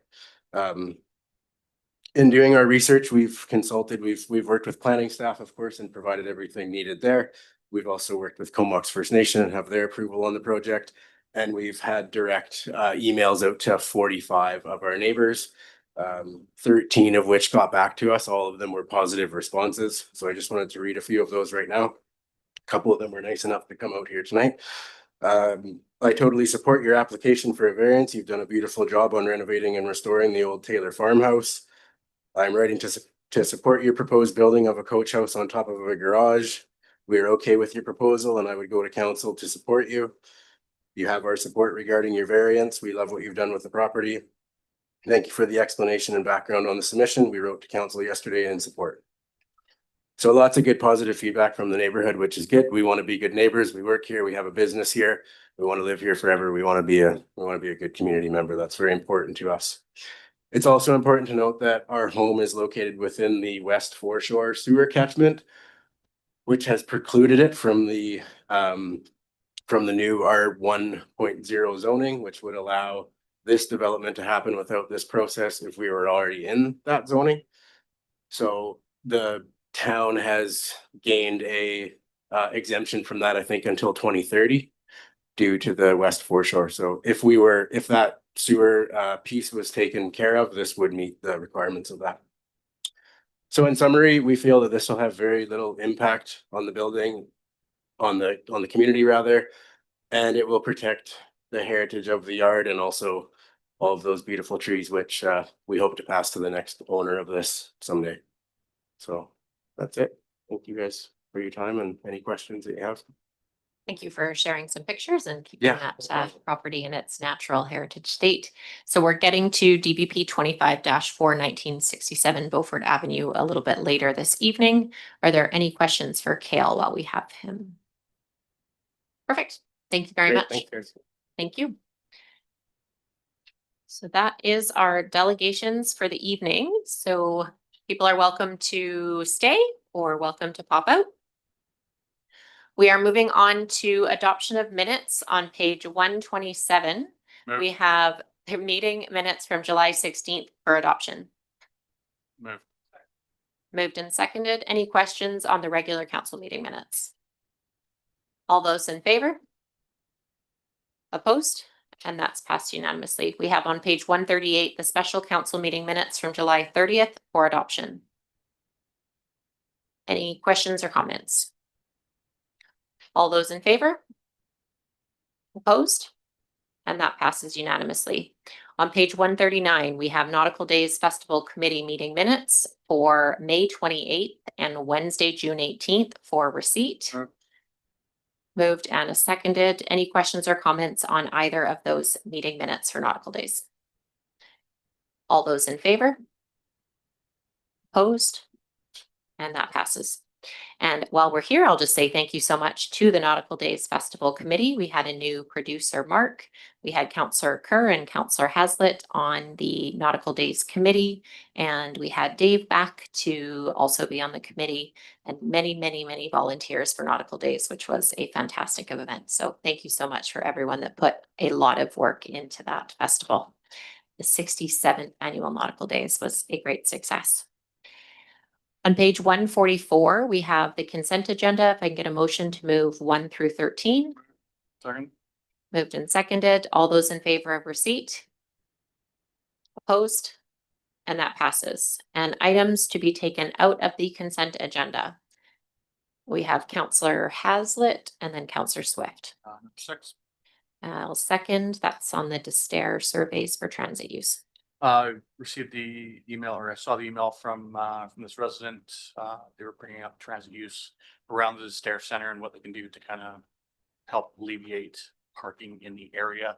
And speaking with the executive director of the Stair Center, he's let me know that they've already got plans with talking with BC Transit, as well as putting some stuff forward in newsletters, as well as direct conversation with members of the center to try and help push them more towards the bus stops and other space.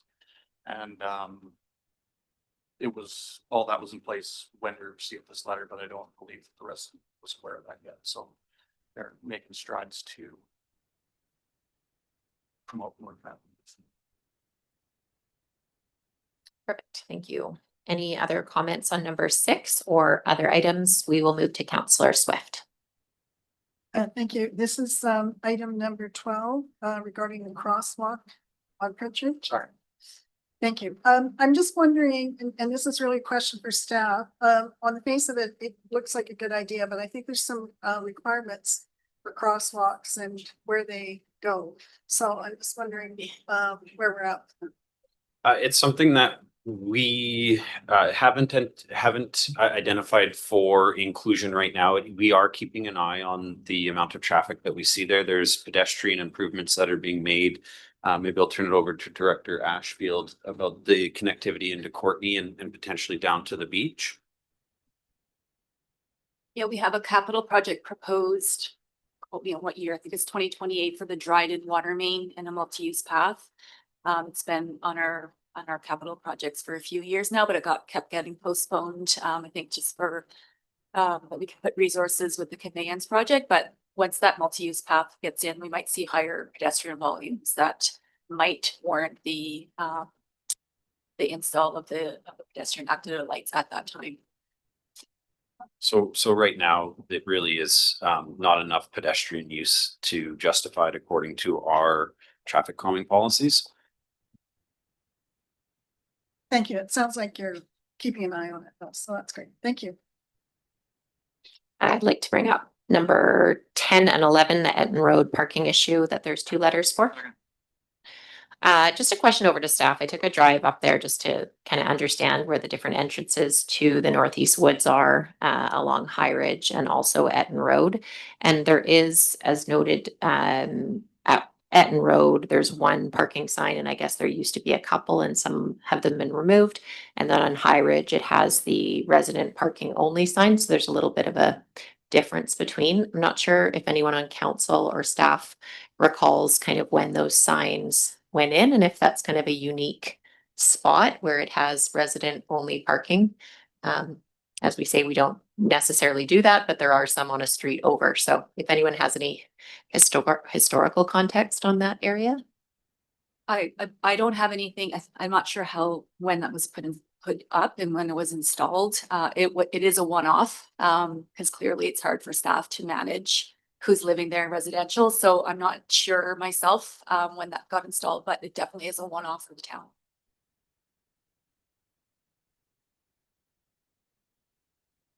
If we wanted that area, just basically like if we wanted to confirm if signs were there and taken down, is there any way to be able to do that if a sign was?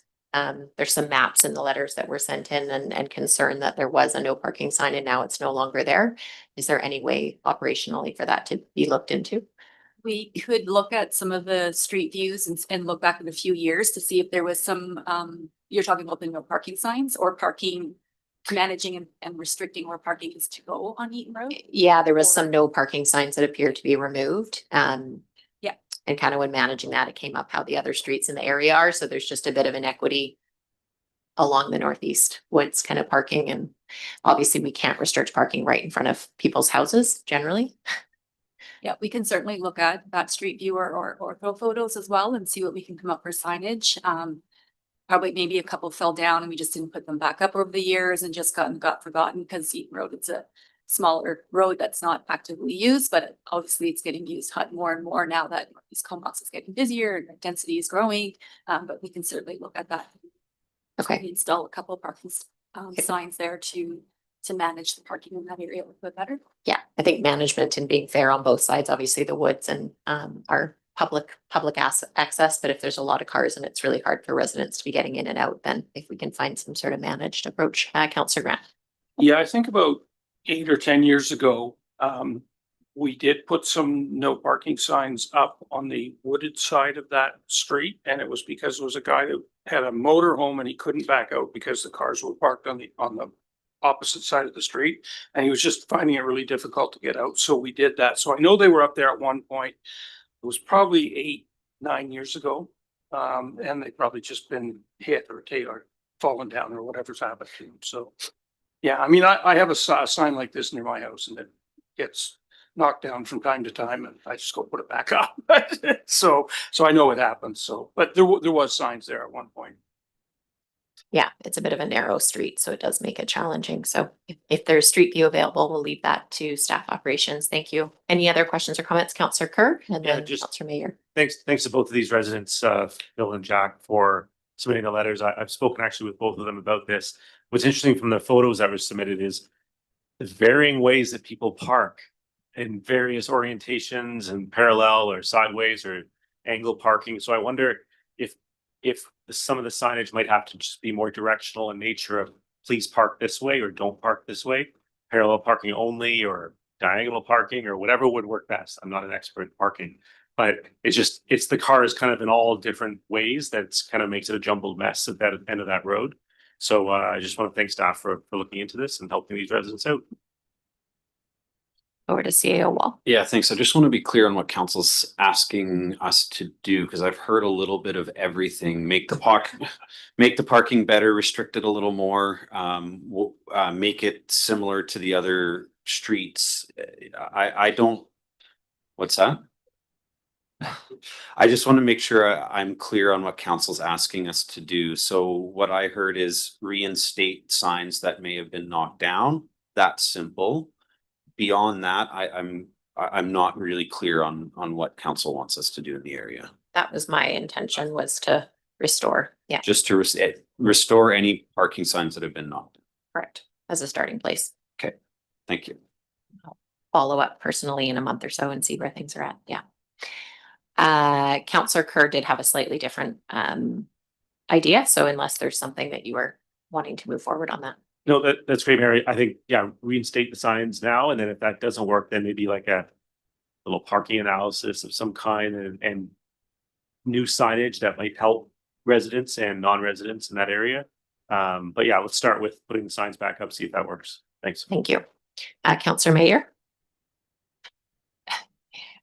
Sorry, I did hear from somebody else how important that is for them to be able to access the woods. So I'm a bit confused. Are we talking about making it all on parking, like a no parking zone? Okay.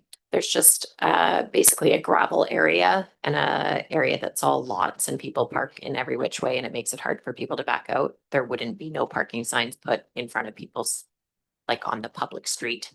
Okay. That's a public street, is still the public street. Okay. Thinking High Ridge, it sounds like is an anomaly. Okay. I'm good with that for now and continued possible follow-up. Is there any other consent agenda items? Counselor Mayor. I just wanted number 5, which is about the road safety on Noel between Torrance and Guthrie. Second. Thanks. It's just a question to staff if there are any plans for that stretch, especially given that I think we just brought in a property right along that stretch from Area B. Yeah, the intention would be as part of the zoning that we would get road dedication to widen the road to the current standard. Excellent. Thank you. Perfect.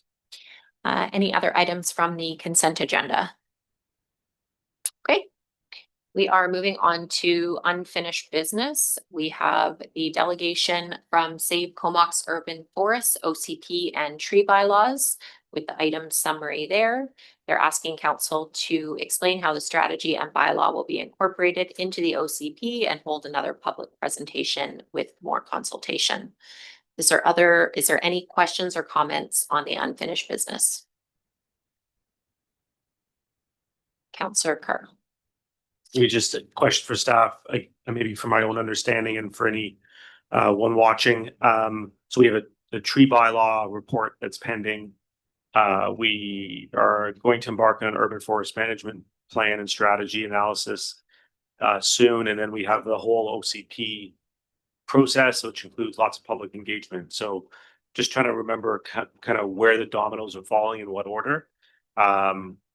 Is there a way to, as this group has asked, to bring more of that urban forest management strategy into the OCP, or have more of that discussion about saving our urban forest as part of the OCP discussion, plus or minus additional engagement sessions? Thanks. Yeah, thank you. So when council started the OCP process, a decision was made that these sort of additional items that go into OCPs wouldn't be included. Things like your economic development plan, the food policy stuff. And instead of putting those into your OCP, you were going to look at developing standalone plans, standalone policies. And so we've had no direction to include urban forest management as a specific focus in the OCP in the way that OCPs had started to have these items contained within it. And one of the reasons for that is when it ends up in your OCP, you're making OCP amendments to do things that could be done through policy changes. So having said that, is it possible that council provides us direction to do what you said? It is possible. However, we are taking the next steps to provide council with decision-making power, which will allow you to decide what level of tree protection and urban canopy protection and restoration that you would like to see as development moves forward. The first that's going to come to you are when the draft development permit guidelines come to council. So that's going to be your first opportunity to set the different levels of tree protection and replanting that you're going to want to see. And council has approved a project for a tree protection bylaw to be established, and that's going to be the second opportunity for council to take a look and make decisions on that. So it's possible to have included in the OCP, but I would say with the decisions that council made at the beginning, where we are now, and the fact that those two powers can lie within your DPs and your tree protection bylaws, that the best step forward is to look at those two items when they come to you to ensure that they're providing you the level of protection that you're looking to see in the community.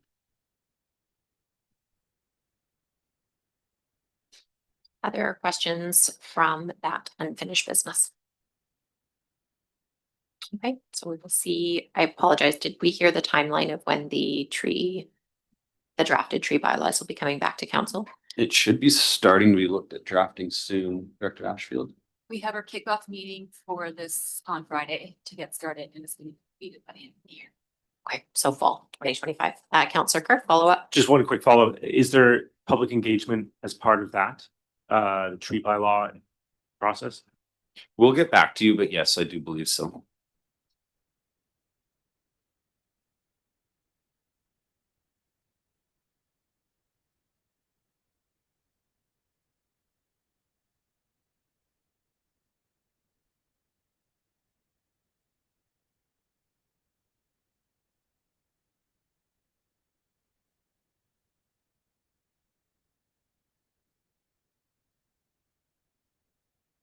Thank you, Worship. We also have our esteemed building official Ian here today as well.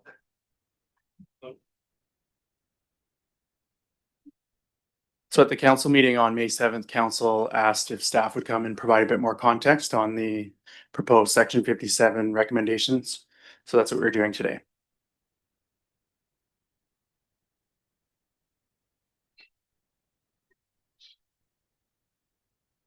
So this presentation is about a section 57 recommendations for 400 Davis Street. It's up there. 400 Davis Street, 444 Stewart Street, and 1638 Robb Avenue.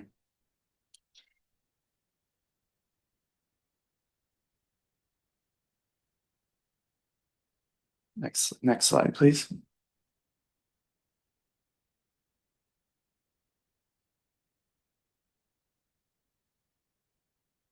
So just a bit of a background. Section 57 of the Community Charter grants local governments the authority to place a notice on a property's title if the building inspector determines that building regulations have been contravened. Since the May 7th, 2025 regular council meeting, the building inspector reached out to the property owners for an invitation to try to meet and resolve the issues. 867 Labrador Drive was resolved with 3 properties outstanding and thus being recommended for the placing of Section 57 notices on title.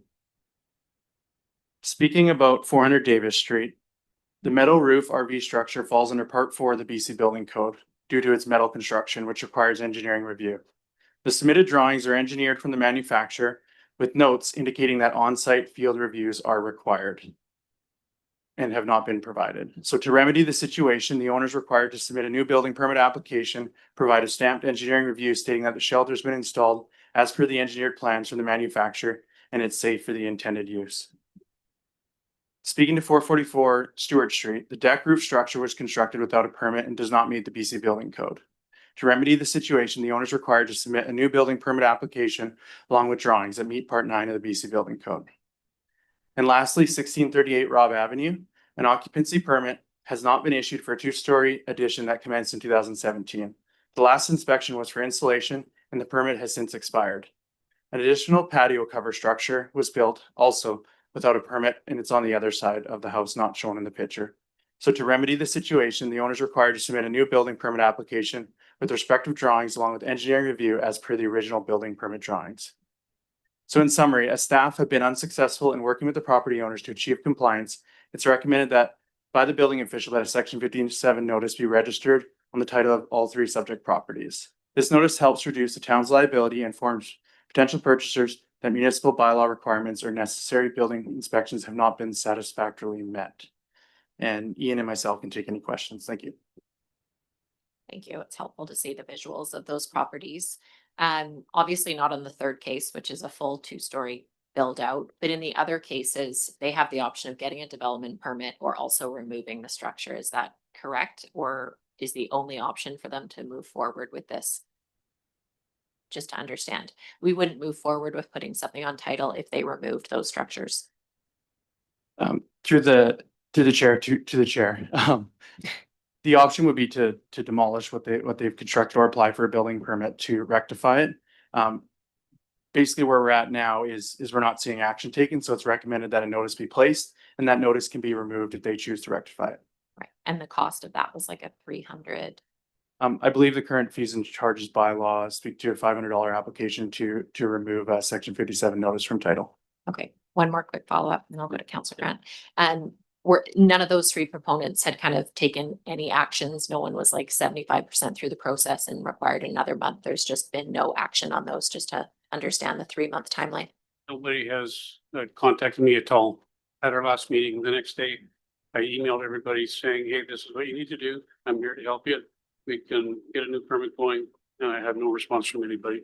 Okay, thank you for that information. Councillor Grant. Yeah, so I'm just looking at number 1. I think number 2 and 3 are probably ones that we have to put the title on. On number 1, this just struck me as I was walking down here tonight, is that it's not a very substantial structure, really. And I don't really think that he's hurting anything. On the other hand, if he goes to sell his house and there's a mark on title, he could just take that down before he sells the house. And that way he gets all the use out of it. and takes it down when he wants to sell the house. And I know you don't like that idea, but you know, he's clearly not gonna do anything with it, right? He's clearly gonna leave it there. So, so I would say that we should put the section 57 on all three of these. Does that make sense? You're the boss. Just for information, do we have someone on this side of the table with a question? Okay, any further questions before we move on to the three? Okay, that was the end of the presentation from Randy and Ian. Thank you very much for providing that before we take a look at this. So I'm going to go one at a time. Number one is that the corporate officer file a notice to the Land Title Office pursuant to section 57 of the Community Charter against the property located at 400 Davis Street, legally described as Lot 6, Section 3, Comox District Plan 2979 for failure to comply with Comox Building Bylaw 1472. That's been moved and seconded. Any questions or comments on number one? All those in favor? Opposed? And that passes. Number two is for 444 Stewart Street, legally described as Lot 2, Section 76, Comox District Plan 177772 for failure to comply with Comox Building Bylaw 1472. That's been moved and seconded. Any questions on number two? All those in favor? Opposed? And that passes. And the third is located at 1638 Robb Avenue, legally described as Lot C, Section 56, Comox District Plan 32304 for failure to comply with Comox Building Bylaw 1472. That's been moved and seconded. Any questions or comments? All those in favor? Opposed? And those pass unanimously. Thank you to Building and Planning for bringing that to us. There are no special reports, so we are on bylaw adoptions on page 222. We have the Comox Recreation and Parks Fees bylaw number 2035 for adoption. Second. Moved and seconded. Any questions or comments on the Parks Fees bylaw? All those in favor? Opposed? And that passes unanimously. We are on page 229. We have the subdivision and development servicing amendment. Number one, that subdivision and development servicing bylaw number 2048 be adopted. Second. That's been moved and seconded. Any questions on bylaw number 2048 for adoption? All those in favor? Opposed? And that passes. Number two, that CCL-083 excess or extended service latecomer agreements policy be adopted. Second. That's been moved and seconded. Any questions or comments on CCL-083? All those in favor? Opposed? That passes unanimously. And the third one is that CCL-084 SSMUH frontage works cash in lieu policy be adopted. Second. Moved and seconded. Any questions on CCL-084? All those in favor? Opposed? And that passes unanimously. We are moving on to page 482 under new business. We have the comprehensive zoning bylaw review update. And we have a presentation from Nancy from Urban Systems. So we'll just welcome up Nancy and give you a moment to set up. And welcome to Brittany online. You'll need a mic there if possible, unless you're not presenting any information. Thank you. And so this is on the ground-oriented multi-unit residential pre-zoning. Good evening, Mayor and Council. I'm joined today by my colleagues in Victoria. So we have Brittany Tuttle and Tara Gross online. We'll be running through the initial presentation, and I'll be here to support them through that as we pull it up.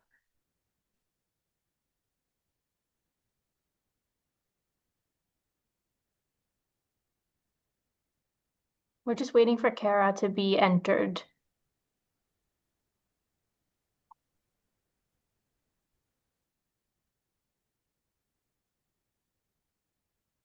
And I believe we'll have Kara run the presentation from her computer.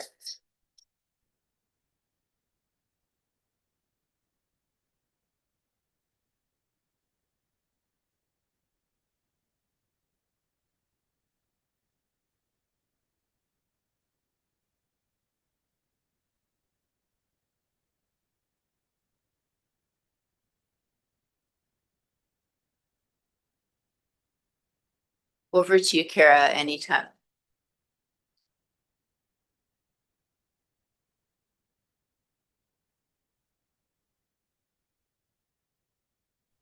My apologies, folks. I'm having some technical difficulties. Bear with me. Does anyone need to take a 2-minute break or everyone's good? We'll just take a really quick 2-3 minute break while you get set up, and we'll take the opportunity to have that mid-break.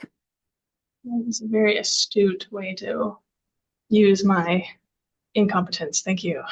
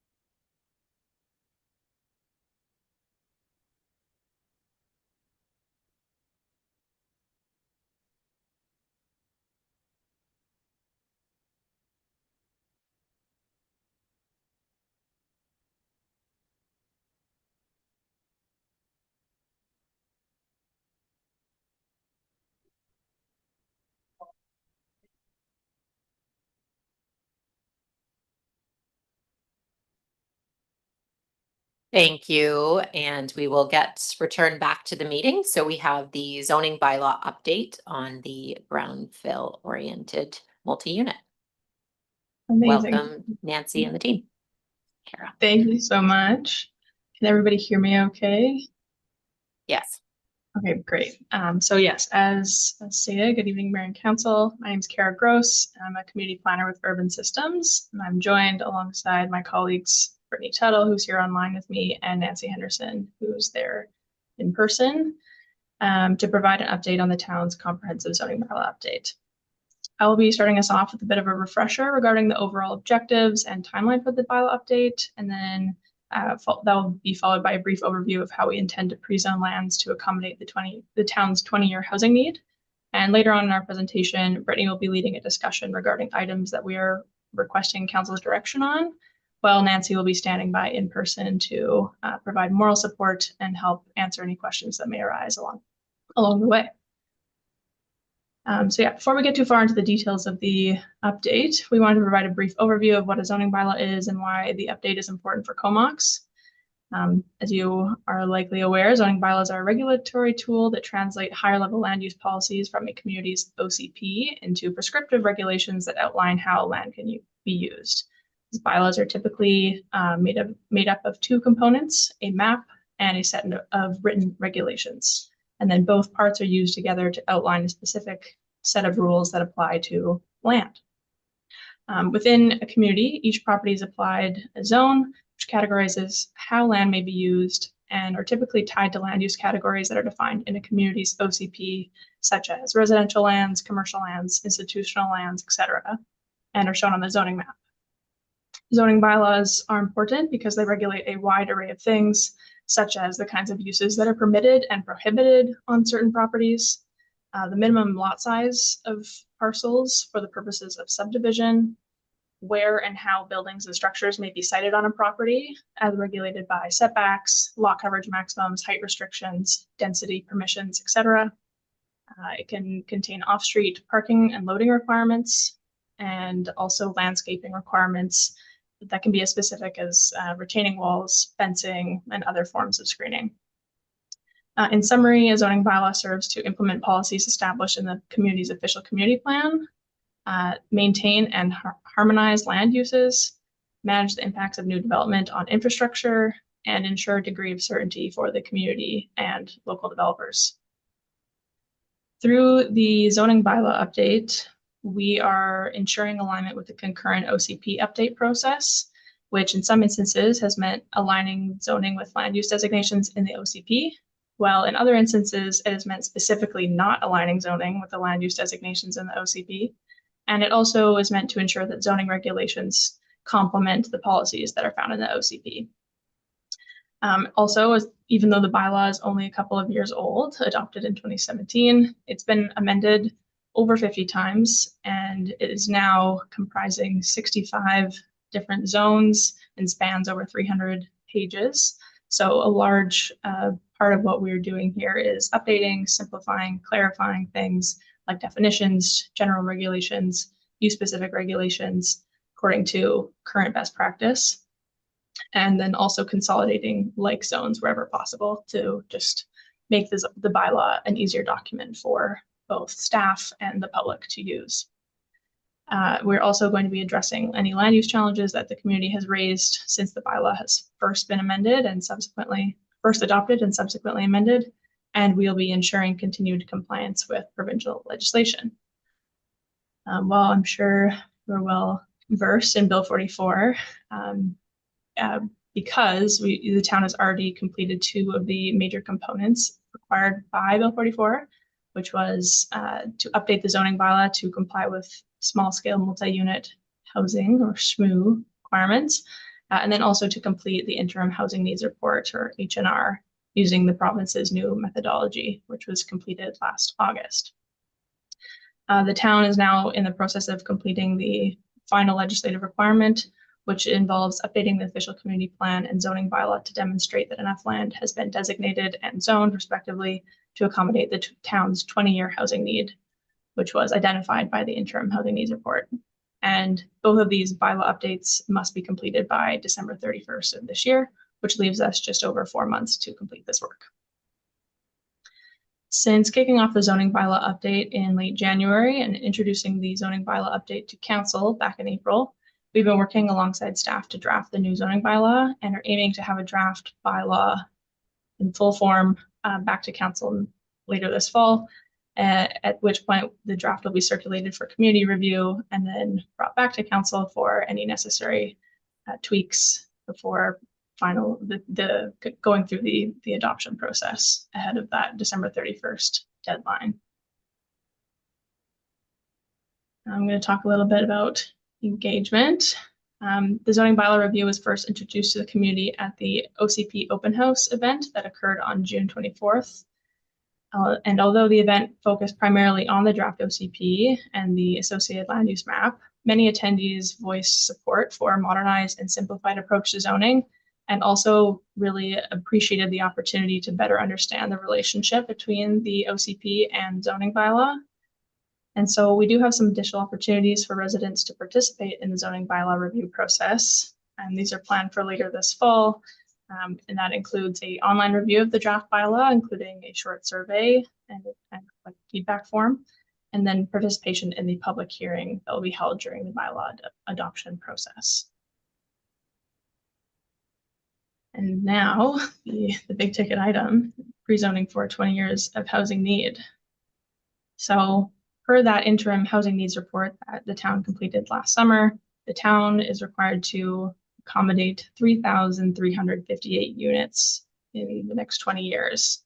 And to understand how the town might achieve these units, we looked at both confirmed growth, which is informed by the number of building permits issued and rezoning applications that have been processed or are anticipated to receive final reading later this summer, as well as evidence-based projection growth, which uses historic building permit data in conjunction with the province's own unit forecasts to estimate the number of new dwelling units that are anticipated on an annual basis. Then we sort of subtract that confirmed growth and evidence-based projected growth from that total 20-year housing need, and we have an anticipated shortfall of about 464 units.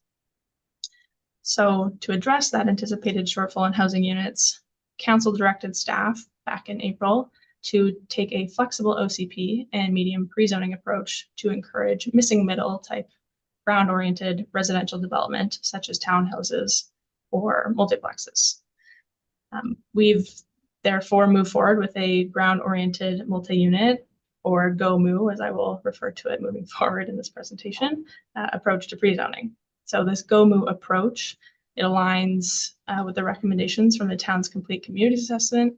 It's well supported by data, such as the province's SMA unit forecast report, as well as the likelihood of redevelopment analysis that was completed as part of the town's complete communities assessment earlier this year. The approach also slightly exceeds the minimum required for legislative compliance and is therefore better aligned with the overall intent of the legislation, and maybe most importantly is projected to achieve 316 units more than the town's identified 20-year housing need. So it meets that 464 unit shortfall, as well as an additional 316 units.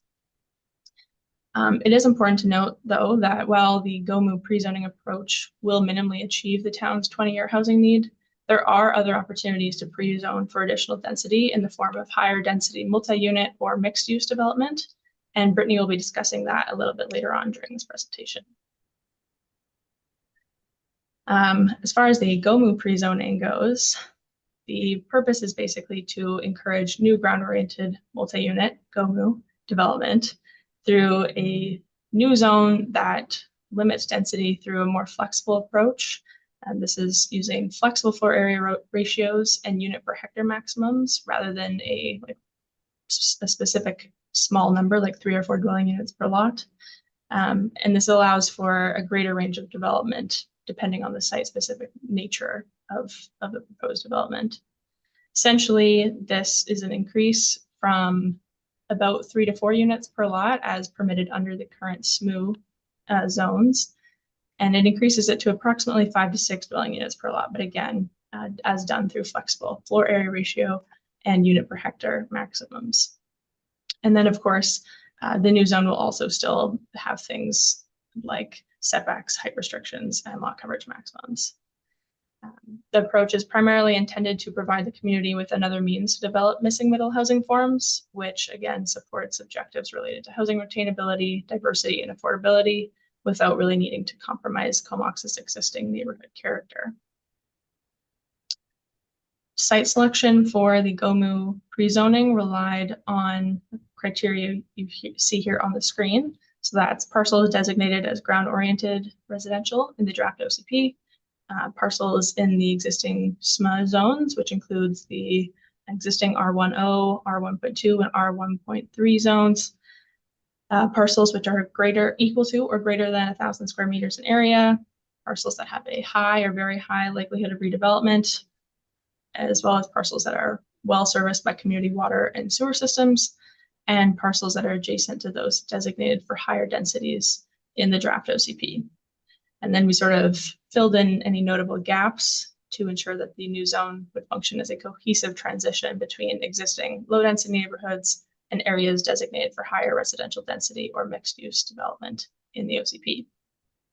We also made sure that any parcels located in a riparian or hazardous area development permit area, or any parcels that are subject to a recent development approval or a current in-stream development application, were not included in the site selection. And the next few slides are going to show you where these sites have ended up being located in relation to these various criteria. So this slide here shows the GOMU pre-zoning sites in relation to existing SHMU zones. Again, that's the R10, R1.2, and R1.3 zones. This next figure shows the GOMU pre-zoning sites in relation to the proposed OCP land use designations. Give everybody a moment to take it in. This third figure illustrates the sites in relation to the town's likelihood of redevelopment scores, which were uniquely attributed to each parcel as part of that complete communities assessment that was undertaken earlier this year. And then finally, this last figure shows where the GOMU pre-zoning sites are situated in relation to the town's priority growth areas, which again, this map is part of the draft OCP. I will now be passing the proverbial mic over to Brittany to cover off the remainder of our presentation. Thanks, Kara.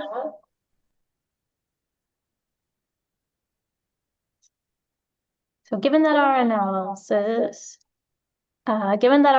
thus far has led us to a minimal pre-zoning approach as mentioned by Kara, we're seeking direction from council on a few other opportunities to pre-zone for additional density in Comox. And in addition to ensuring alignment with OCP land use designations and the findings of the complete communities analysis work that was undertaken last year, here are some factors as shown on the slide for council's consideration as part of the pre-zoning site selection process. So ensuring that sites have sufficient servicing capacity in terms of water and sanitary services, that sites have good access to existing community amenities. So this could be things like recreational facilities, parks, etc., things that people need to access on a regular basis to have a good quality of life. Sites that are identified as having a high or very high likelihood of redevelopment. So these are things that we also noted that were already considered as part of the pre-zoning process. For the sites that we selected on the slides that Kara previously showed you, along with ample lot area being greater than 1,000 square meters in size and adequate access to the site. On the flip side, if a site has limited servicing capacity, poor access to existing amenities, a low likelihood of redevelopment in the next few years to come, insufficient lot area, improper site access, or presence of any hazardous conditions or sensitive environmental features, or if there's a need for council or the town to secure site-specific conditions as part of the development approvals process, then this site would likely be better to go through the traditional discretionary rezoning process rather than pre-zoning, so that the town has the opportunity to determine what some of those conditions might be and what zoning regulations would make the best sense for the site, rather than having those be predetermined and development being able to occur as of right. So one thing that's important to note about selecting any sites for pre-zoning that are in addition to what we have already completed as part of this exercise is that there will be some further comprehensive analysis required to identify any of these other sites. And we have a few opportunities on this matter that we're going to discuss now.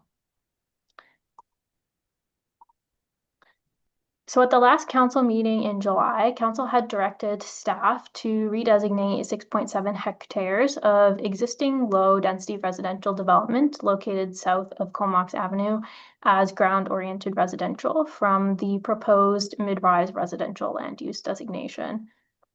These parcels, which I'm going to show you on the next slide, have varying levels of suitability for GOMU type of redevelopment. Mostly due to site access requirements along Comox Avenue. Staff feel that the walkability, safety, and desirability of the downtown could be impacted if these sites were to be pre-zoned for GOMU forms of development. And so we're recommending that these parcels retain their existing density permissions in the zoning bylaw for now. So that any sort of concerns that may arise could be addressed through a rezoning process in the future. And so this is a figure just showing, as a reminder for council of those sites where direction was provided to keep their existing land use. Further, there may be some future opportunities to pre-zone lands in the Guthrie-Anderton corridor and downtown areas. The town has secured funding from the federal government under the Housing Accelerator Fund, or also known as HAF project, to undertake a number of projects that are focused on enabling provision of more forms of housing in Comox. And so a study that assesses infrastructure capacity and identifies the potential for increased residential densities in the Guthrie-Anderton corridor in downtown, as well as other areas of Comox, is slated to occur next year in 2026. This work will consider updated sewer modeling that's been completed, as well as recent updates to development cost charges, or DCCs. And incoming development finance tools such as density bonusing, inclusionary zoning, and also amenity cost charges. Furthermore, financial feasibility analysis related to density bonusing and inclusionary zoning are planned to be completed next year as well to support the replacement of the town's existing affordable housing amenity contribution policy ahead of another provincially legislated deadline of June 30th, 2026 for compliance with density bonusing bylaw provisions. So this is required under the Local Government Act as well. And staff anticipate the findings of these analyses will provide important insight as to whether pre-zoning for additional density in the downtown is of best interest to the community and is also financially viable. And it's important to note that these two programs need to be in alignment with each other in order for them to be successful and viable for the town in terms of adding additional density to these areas. And finally, we are seeking council direction tonight on the application of density minimums for those parcels where GOMU pre-zoning would apply.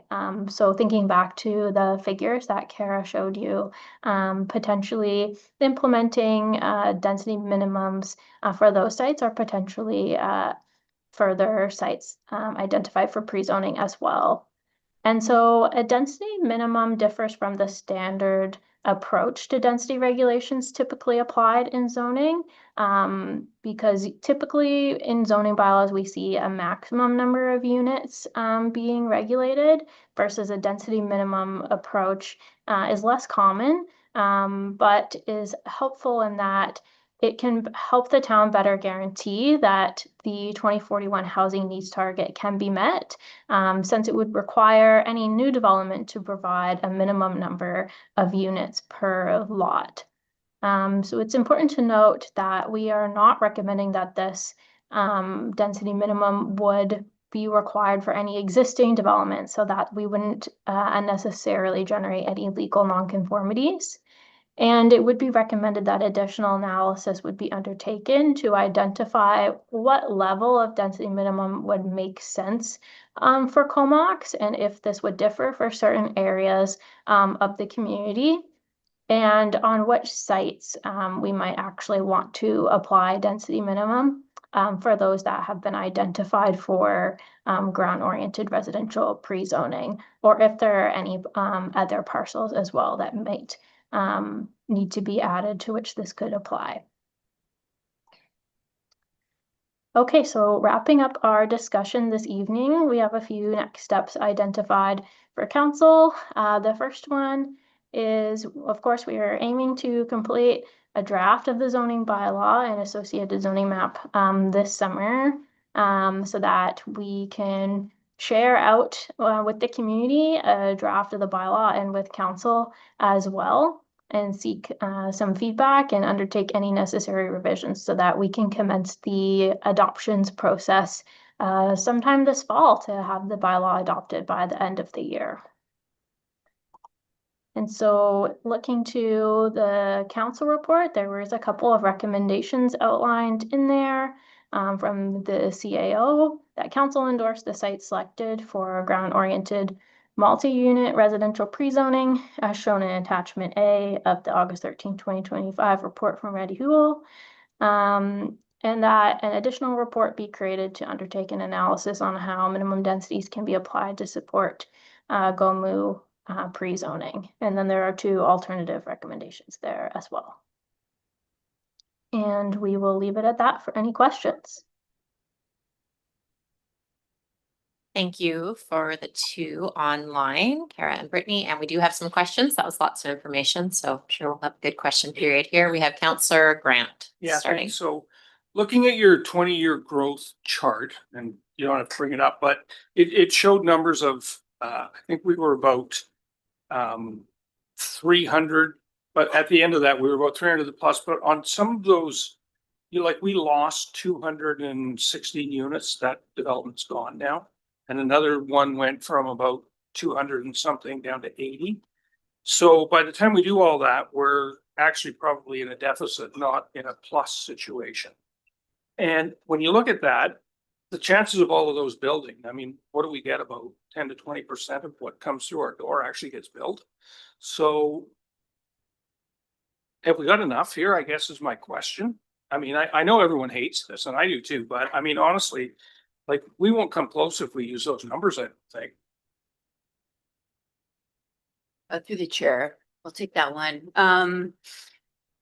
So the purpose of the pre-zoning from the province at this stage, in 2025, is to make sure that you have zoning in place to meet the housing need. It's not a building permit based system. Now that might be coming in the next 5 years when we're doing this again. But I also think in the next 5 years, the town has numerous master plans that are slated to be completed, and you'll be in a better position with your infrastructure and understanding exactly what's needed than you are right now. That being said, these zonings that are being calculated in that 1100 change are ones that are at 3rd reading and are expected to be adopted before the completion of this project. And the one that was lost was removed from that calculation. And then the SHMU projections, which I know many people in the room and developers would say that's a very lofty goal of over 1,400 units of SHMU, but it is coming from it's actually a very good analysis based on the data. The data that's available to them was prepared by the province of BC. So we're essentially putting that number back at them. This is what the province is suggesting is going to happen in the Comox Valley, and you use a proportionate share. So I mean, I think it's defensible at this stage. But that being said, you know, you're still 464 units short, so there is a need to do some additional pre-zoning. There's probably in that calculation, like we're being fairly conservative, there's probably more opportunities for subdivision. And then there's also some really great parcels for development that aren't being calculated in this, like along that Anderton corridor or potentially downtown redevelopment. So there's some, like, it's a projection. But definitely, you know, where my reservation would be is the infrastructure side of things. And knowing like we really need to do the Central Foreshore project in order to sort of free up more capacity. And then that Western Foreshore project, like another opportunity in the next 20 years, like we're likely to see more development on the St. Joseph site, which isn't calculated in this 20-year projection. So the other question I have is on your minimum densities. Can you explain that to me? Because I don't even know where to begin on what you're asking for. I mean, it's completely foreign to me. Yeah, through the chair. Okay, I'm going to give you two different examples. So there's a municipality in Metro Vancouver before Schmoo. They had single family zoning, and they said that you have to build 2 units. You have to build a secondary suite. If you don't build a secondary suite, they were accepting a contribution into an affordable housing fund. So like that's an example of minimum densities. You can't just build 1, you have to build 2.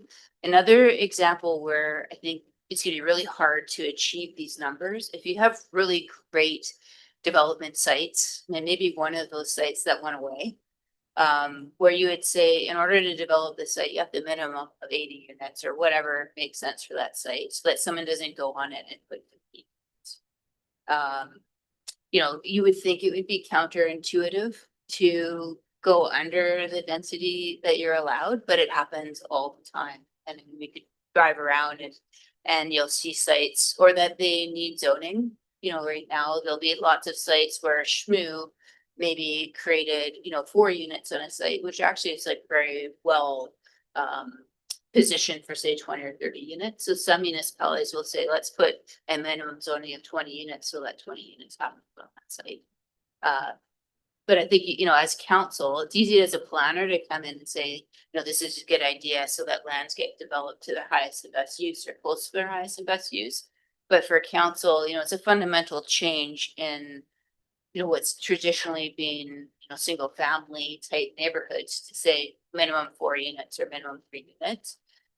So that's a political decision when we're seeking council's direction. In this day and age, we're seeing many of our clients in smaller communities, you know, just see a really high level of 2-unit properties now with suites and also affordability issues. And even those that can afford a single detached home quite often will like the suite or an ADU for, you know, their children or guests or, you know, rental because they're not there for certain periods of time. So these are just considerations. Thank you. Thanks. I'm gonna ask a quick question and then go over to the side of the table, but it was great to see how much ground oriented GOMU could fill some of those targets. It looks like it's an alternative to the recommendation as far as identifying which of the multi-unit and more condo sites could be pre-zoned. Has any interim work been kind of done towards that, or would be kind of a future step? There is no optimal sites that could work, because I think the concern would be as we've done dozens of applications in the last 6 or 7 years, and we've had 2 or 3 actual sites go forward. So the more positive pre-zones or strategic pre-zones that work, hopefully that is what gets things moving. So where is kind of the work on the multifamily sites? But Mayor, I mean, we've certainly thought about it, but in terms of to move forward with actually recommending them for pre-zoning, we would suggest that additional analysis be completed. And we didn't want to start that analysis without council's blessing, essentially. If council is happy with the level of pre-zoning presented, you know, with that 316 unit surplus, you know, we would move forward with that. If council essentially wants us to move forward with the Housing Accelerator Fund project, that's sort of dependent on infrastructure modeling, for example, we're seeking council's direction. We're a little concerned with the timeline of the project to be complete by the end of the year as per provincial legislation, to do that analysis, and then also how it aligns with other projects like your sewer master plan and modeling. But with council's direction, there might be sites that we would say, hey, this is a real cautionary area that we probably don't want to investigate right now. But there's other sites like potentially in the Anderton, Comox Avenue downtown area where we could look for additional capacity for density without compromising our infrastructure risk. And that work we would do upon the direction of council. There's still others that will likely, we would recommend, I imagine, putting off until further analysis that I don't think will be completed this time. Thanks. We'll see where that discussion goes. Obviously important to make sure the infrastructure is there. I believe we had Councillor Swift. Thank you. I'm looking at the section on Robb Avenue between Church and Stewart, I believe it is. And I know there's been some significant changes on that street. I walk it quite often. If this is pre-zoned and we have the minimum density, would those owners have the option to just build a single family home?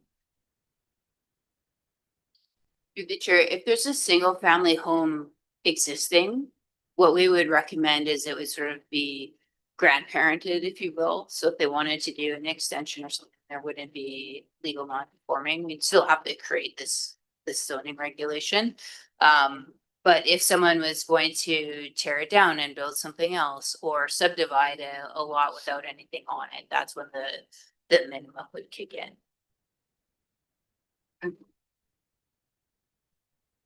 We have Councillor Hazlitt and then Councillor Blacklock.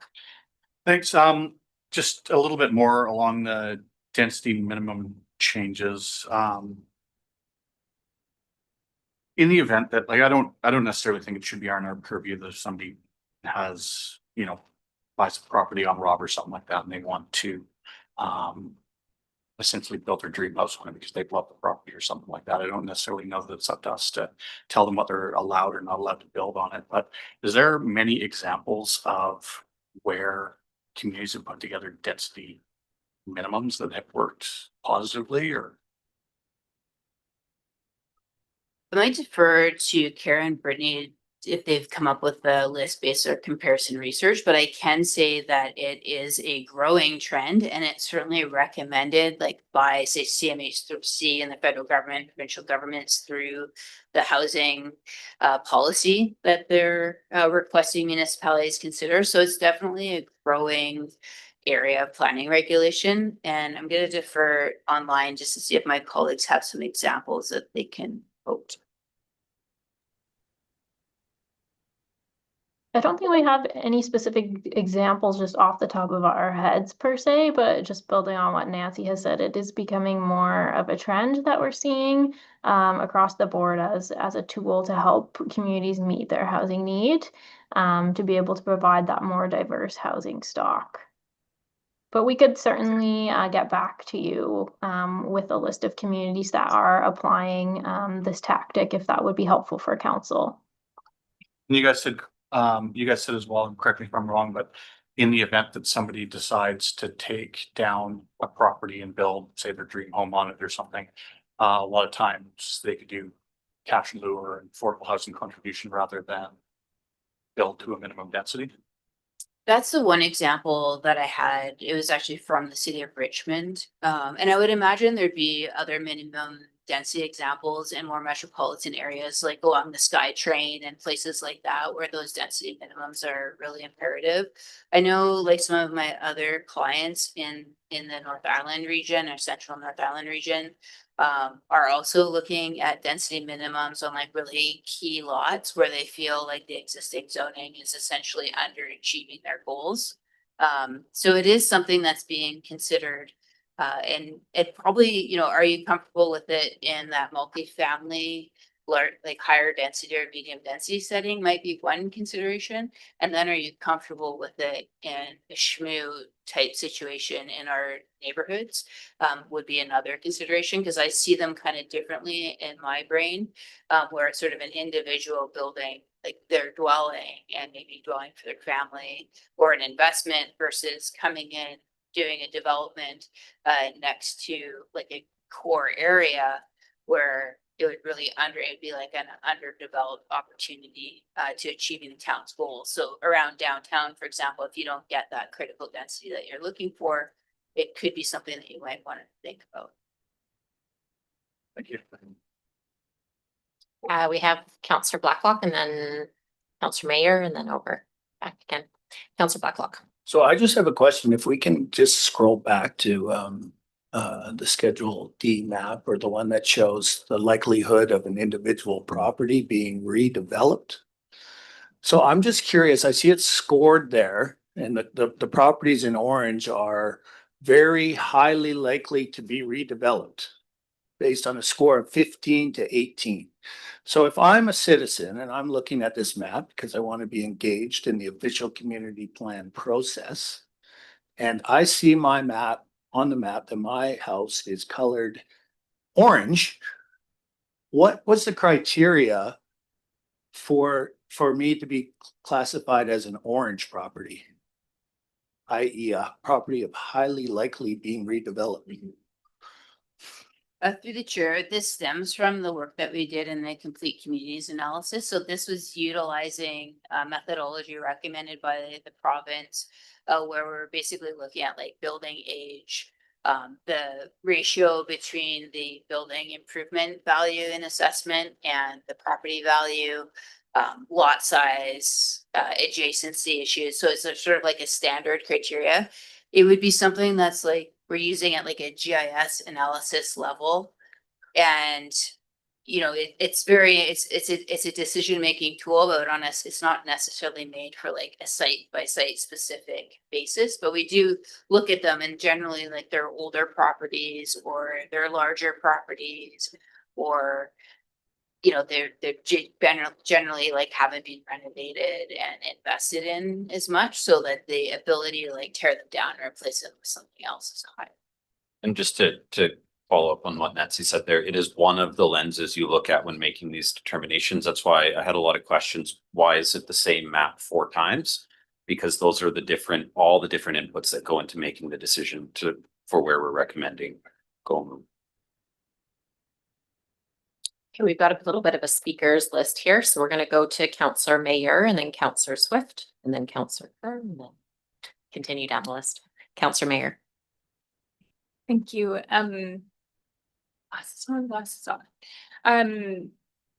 So we've talked about missing middle, but we haven't really talked about how to encourage rental co-op, co-housing, and nonprofit housing.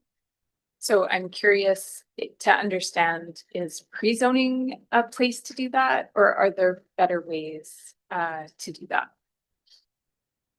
Through the chair, what Kara was alluding to previously with the inclusionary zoning provisions, which are new to provincial legislation, and density bonusing, which municipalities, and this municipality, because you have the affordable housing community amenity contribution policy, the province has basically recommended or suggested that you have until June 30th, 2026. It used to be 2025. They extended the deadline to 2026 based on all that municipalities are already dealing with, to essentially replace that policy with inclusionary zoning and density bonusing. And that would be your best tool, assuming there's market viability, which is a whole other question for inclusionary zoning. And what we're finding in with our other clients, having capacity to require inclusionary zoning or non-market housing, for example, is very challenging with current market conditions. But there has been time and space in the market where you can do that. So can you help me understand then, from a sequencing perspective, where that fits into this process? Inclusionary zoning and density bonus I just turned it off. Thanks, Chair. Inclusionary zoning and density bonusing would be like a phase 2 consideration after the completion of meeting like minimum housing needs and modernizing the bylaw. And then that would be something that we would embark on the town would embark on as the next project. We have Councillor Swift. Thank you. At the end of Pritchard Road there, we, like 1000 Northeast Woods kind of area, there was the trees were taken down and we thought we were kind of getting ready to go. And I'm thinking, is there an opportunity to pre-zone any of that land? Would there be some benefits to doing that? Could it count in our numbers? And what would we have to do or the developer have to do to make that happen? Through the chair, just not sure if staff wanted to take that one, but you know, what we would recommend in terms of pre-zoning, because zoning is a discretionary power of council, that you can have a lot of conditional requirements based on a site specific rezoning. So we would recommend like that table that Kara just pulled it up, where you have infrastructure certainty, that would be your best site to be rezoned. So when, you know, like what I would say, my gut would say is when you have other apartment uses, you know, 4-story buildings adjacent, those might be the sites that you're likely to have the infrastructure capacity to fit another one in. And we'd of course want to do that analysis. Like Comox Avenue, you've got a lot of 3- and 4-story buildings, and there's a few sites there, you know, that might have potential for pre-zoning. And then of course we'd have to look at access, for example. So, you know, because you're very concerned about access onto Comox Avenue. So is it a lot that also backs onto Buena Vista? That might be a good one to consider pre-zoning, you know, that type of criteria if council is to provide direction there. I would hesitate, and I mean, I would defer to staff because they've been dealing with like the infrastructure capacity issues, stormwater drainage concerns up in that area. In terms of the land use, the proposed zoning bylaw certainly supports more density in that area. But I think, you know, my gut reaction would be there might be some infrastructure concerns there that you would prohibit a recommendation for pre-zoning. But until we've had that direction from council to do further analysis in those conversations with staff, it's hard to say, but I would say that there's some caution there versus like say downtown, adding an extra story in height and density downtown might be an area where you could fit density without as much concern as an area where you don't have similar uses already out there. It would just be a bit of a flag for me. And I know that there's some stormwater concerns that may not have been completely resolved to date. So that would be something else that would need to be considered in more detail up in that area. But in terms of like future, I think there's all kinds of potential up there. We have a question from Councillor Kerr. Thanks for holding that thought. No problem. It's just on that last map, attachment D, if we could bring that up. And you know, it's funny, we have lots of long agendas to go through. This one was like 557 pages. But when I got to this one, I actually audibly gasped in the wee hours of the morning as I was reading, because if you look at this one, all of or most of our parks in the town are highlighted orange, which are very high likelihood of redevelopment, including Marina Park, Philbert Park, Northeast Woods, and all of the Brooklyn Creek Park. So I would just respectfully ask when we have this come back to us that we take out the parks for planned redevelopment. Yeah, noted. I think what it does, what it does is it just highlights vacant property as well, and it turns it on. But I think, yeah, we don't want to give the impression that those properties were included in the analysis. We were scaled back from like environmentally sensitive properties were removed, Right. And parks. Just shade them another color.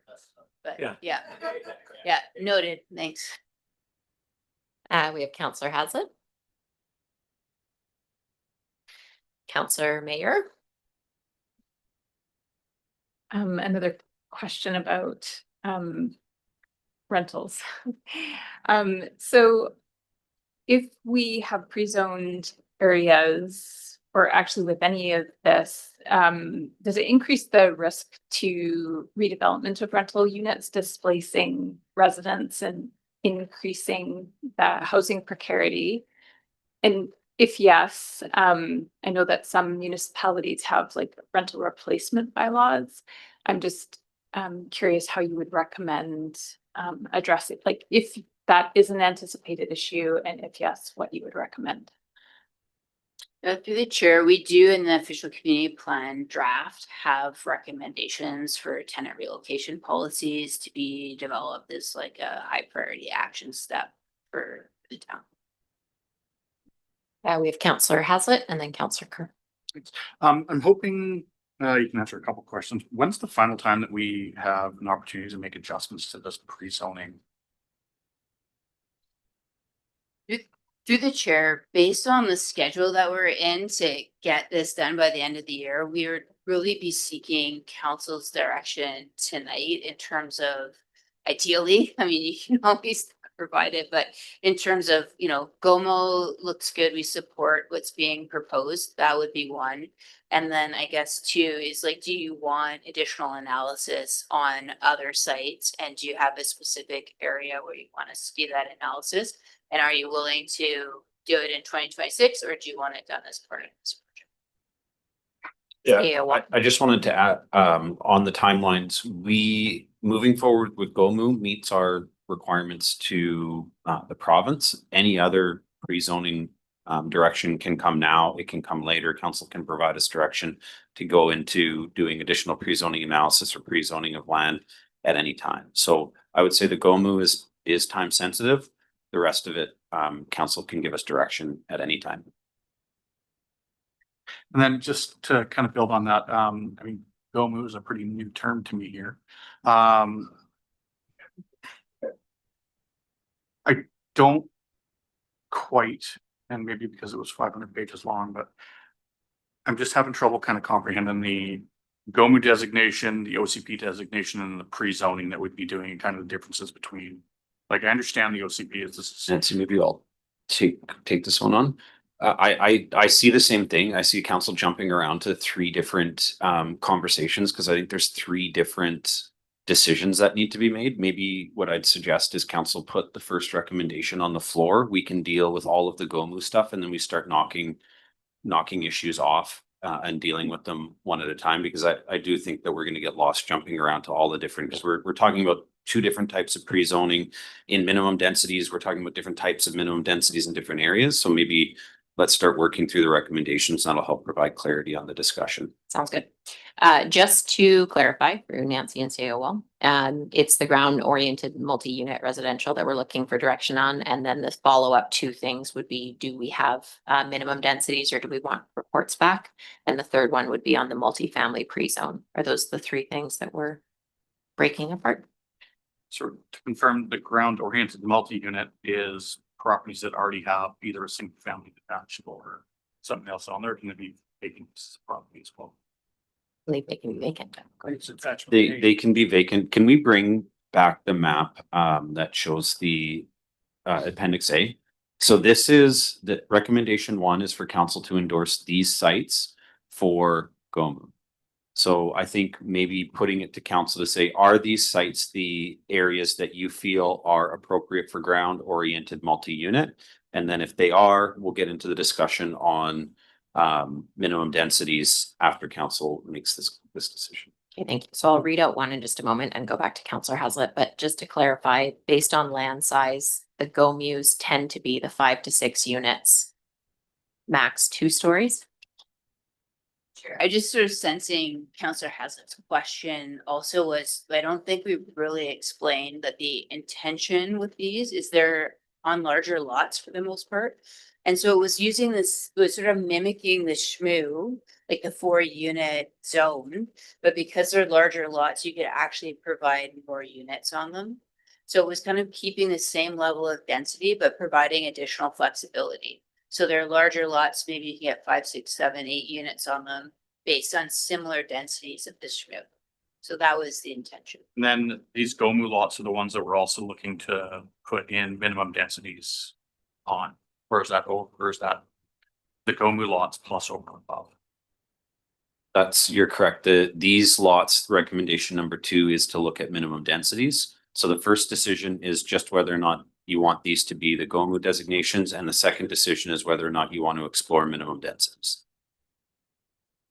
And then the third is whether we want to have any further analysis on multifamily, correct? Okay.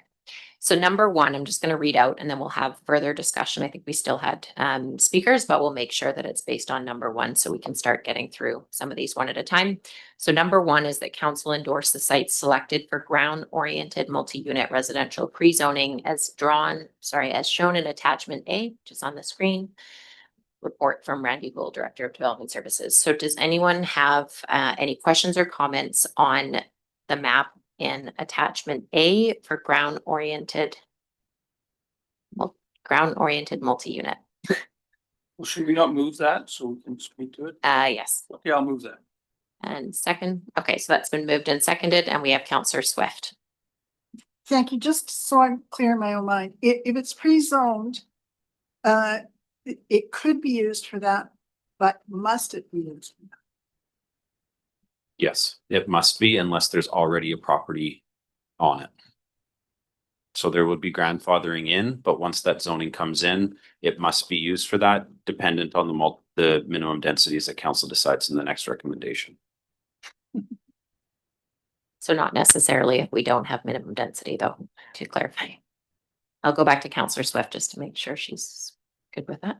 Okay, and we have Councillor Grant and then Councillor Mayor. Yeah, so I don't really have any big problem with this. I mean, you've got my house on there. I hardly have a big lot, I can tell you that. But in honesty, in order to do anything of any consequence on any of these, you're gonna have to get 3 or 4 of them together and do land assembly to make anything happen. And at the price of housing, like you're looking at 750, 800,000 a lot, never gonna happen. Well, maybe 30 years, but like this isn't gonna be happening in the next 20 years because the prices are just too high. I think each lot is probably different, but yeah, the potential of land assembly is not high. Well, what would so tell me how much the average house price would be on this? I think 700 is low, actually. And to put 3 or 4 of them together, there's no chance that can work. So just a follow-up question then, because my understanding if someone has like a large side yard or a piece of property, that would apply that they would be able to go into that zoning, or because there's a property on it, they do not fall under the new zoning? Madam Mayor, all of them would be zoned for GOMU. So it would also be like, you could have a house on the lot and then put a triplex in the backyard under SHMU, but maybe you could put 4plexes, or some of these lots, like the minimum, we did fill in some gaps because of the potential for assembly, but these lots, the criteria we used was a minimum of 1,000 square meters. And, we can prove out 4 units on 650 when we did SHMU. So you might only get 5 on 1,000 square meter lots, but some of them are larger than that. And you can see like some recent townhouse projects in the town have bought single family homes on larger lots and like turned into, 8 units or whatever. So, based on the current market conditions, there's some viability here, but it's, the market's tough right now, but things change. Okay, I think we had Councillor Mayor next. Nope. Okay, we'll go to Councillor Kerr. Thanks. Just as I analyze this, going back to that 20-year housing need and those numbers, just wondering if a change in the use of a current house applies into our housing need numbers. So for example, I'll give 3 examples. We know that there's more and more families living in multi-generational situations. So instead of 3 homes, there's 3 families in one, or 3 generations living in one home. Does that factor into it? Secondly, I know there's examples of 2 seniors who maybe are both widowed or widowers, and now they move together and live in a house because they don't need quite as much space on their own. Maybe whether or not they change the construction of a house, have a non-conforming situation in terms of kitchens, or they just share space. It's 2 instead of 1. And then also we know North Island College was making a big call before last fall about, hey, you're a senior living alone in a house, want a student in your house to help out with some chores and have cheap rent. So again, that's adding housing. So do those like kind of unique examples play into these numbers? And would we get any credit for those in our 20-year housing number? Through the chair, I mean, I think the simplest answer is no. It's like a unit-based calculation. So if you're creating a suite, yes. If you're just bringing another family and co-sharing a home, I'd say on the surface, no. However, you know, underneath all of the analysis and the housing needs reports and the methodology to create those is also based on it, that would include in like people per household statistics.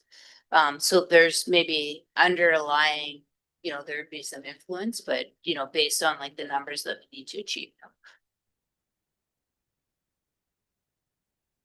Okay, so we're looking at number 1, the pre-zone map for the ground-oriented multi-unit. Are there any questions before we vote on attachment A, Councillor Mayor? Just one more question. Things like EV readiness and rainwater infiltration management, is that all included with this? Through the chair, in terms of within the zoning bylaw review, yes, in terms of EV readiness and pervious surfaces and so on, that's included in there in the review when you see the entire bylaw that will be available for review. Councillor Blacklock. So when I look at this, I see a future of Comox. Should we not go with minimum density, or if we were to go with minimum density, a future of Comox that would have invariably a lot more people, a lot more cars, and a lot more, I guess I want to say units, right? So we're meeting the requirement, but on 1,000, if we were to rezone or pre-zone vacant parcels that exist on our boundaries, wouldn't that be better for sort of orienting growth around transit corridors? Like these existing ones are not all on transit corridors. I guess they're close. So my question is, would this work? Do you think with minimum densities, people would only build single family like that? It seems hard to predict. Like you can't build minimum density with single family dwellings, right? Through the chair, that would be up to council and how you establish minimum density. So if you don't do it, you can build single family or single detached dwellings. If you establish 2 units minimum, then you would have to do a suite or an ADU or a duplex. If you want to go higher than that, it would be you'd have to build a triplex. And the lots that were selected are also sort of in the core and walkable areas as well, for the most part, and close to amenities versus like further out, further afield. These are also what I would consider to be gentle density, you know, slight increases in density. It's really actually similar density if you're looking at it from a units per hectare perspective, as opposed to having density that's away from services. Yeah, okay, thank you. Any further questions before we vote on number 1? Okay, all those, I'm just gonna pull it back up here, sorry. Okay, so the council endorsed the sites selected. That's the ones in the royal blue, not the whole map there. For ground-oriented multi-unit residential pre-zoning as shown in attachment A map. All those in favor? Opposed? And that passes unanimously. And the second item for discussion is if we would have minimum densities applied to specifically the ground-oriented multi-unit residential pre-zoned areas that we just discussed. Was that? Okay, that's moved and seconded and now open for discussion. So that is for a report to be created. And I'm not overly supportive necessarily of minimum densities, but this is again just a report to show what the possible implications could be or what the take up would be. We're not approving minimum densities by asking for the report. You're not approving minimum densities, but I think council can understand fairly intuitively what a minimum density is. So if you're not going to approve it, I would say don't send us to do the report. Yeah. That's why I kind of, we'll go around the table to find out what thoughts are. I believe we had Councillor Hazlitt and then Councillor Grant. Sorry to keep picking on GOMU, but is this more along the lines coming up because we're likely not to get even close to the numbers we thought we were gonna get with cement. I'll handle it. I think it's important to. I just think it's important to remember that we do not need to meet a building permit target. We need to go back to the province and provide them the zone, showing them that we have the zoning to provide the units and that they could be constructed, which we can do with council passing the recommendation number 1. So this is, we do not need to meet building permit targets in order to meet the provincial legislation. This really is a decision for council on whether or not you want to require a minimum number of units, as Nancy alluded to before. And you asked a good question, when are minimum densities pretty effective? Minimum densities can be pretty effective on larger greenfield sites where they have a really underdensified area, and you say, when this goes to develop, you need to develop to a certain level. There's 2 sort of ballparks of minimum density when you're talking about those green fields and higher densities. And then this is the softer density. And it really is, do you want to make sure that people are not able to redevelop a single detached in those areas? If you want to make sure that doesn't happen, let's move forward with getting a report on minimum densities. If you say, you know what, I'm comfortable with single detached in those properties for the next 20 years, then I'd say defeat the recommendation. Director Houle has an addition before we go back to Councillor Hazlet. Thank you, Chair. Just to add to the CAO's comments, I also wanted to add the part about, although we're not talking about building permits here, it is important to understand that we do have Housing Accelerator Fund targets, and we have close to 700 more units that need to be built by the end of next year. And then also we have, we are on the on deck list for housing targets from the province. If we don't meet those, I'm not sure what the recourse is. There's other examples of communities that are not listening to the province in that regard or not meeting the targets. In terms of the Housing Accelerator Fund, if we don't meet those numbers, it would probably be the discontinuance of year 4 of the funding. So it is important to understand that there are housing targets still when you're making this decision about pre-zoning. Thank you. Thanks for that reminder. We'll go back to Councillor Hazlet. With Bill 44 already giving every single family in lot a 3-plex or a 4-plex or whatever it may be, have we not already hit our pre-zoning targets just by having that go through? Nancy. Almost with the adoption of the first recommendation, you have met your targets. You do not need to do anything else to meet your targets. The half targets are something different. And we do have unit targets that we need to meet in order to get the last amount of funding. Minimum densities on GOMU are not going to make a lick of a difference on whether or not we meet those targets in the next couple of years. Though the numbers that we're talking about here in the next 2 years, I mean, maybe you're talking about additional 2 units.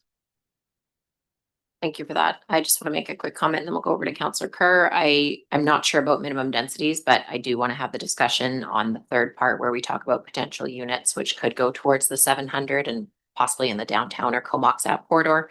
So the reason I'm not looking at those minimum densities is because I do want to have that conversation about where a couple of multifamily pre-zones could work, especially because we really are not looking good on that 700 target. And it is like $1.3 million. So it is substantial money for us. We'll go to Councillor Kerr and then I believe Councillor Grant.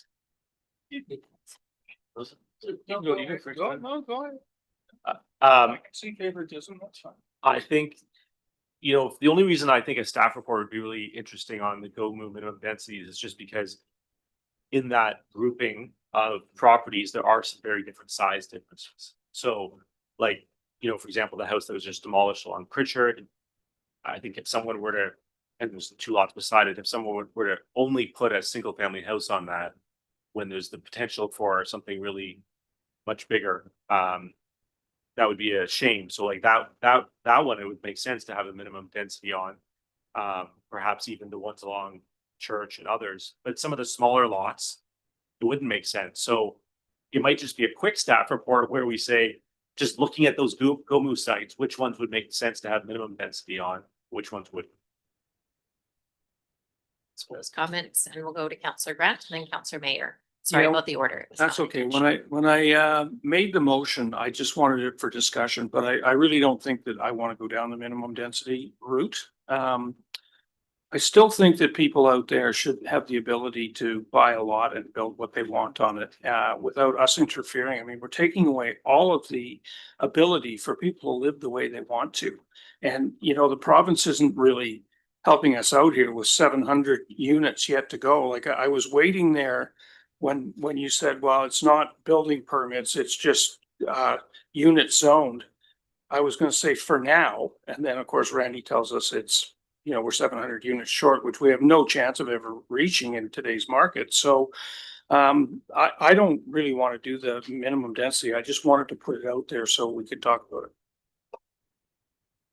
Councillor Mayer.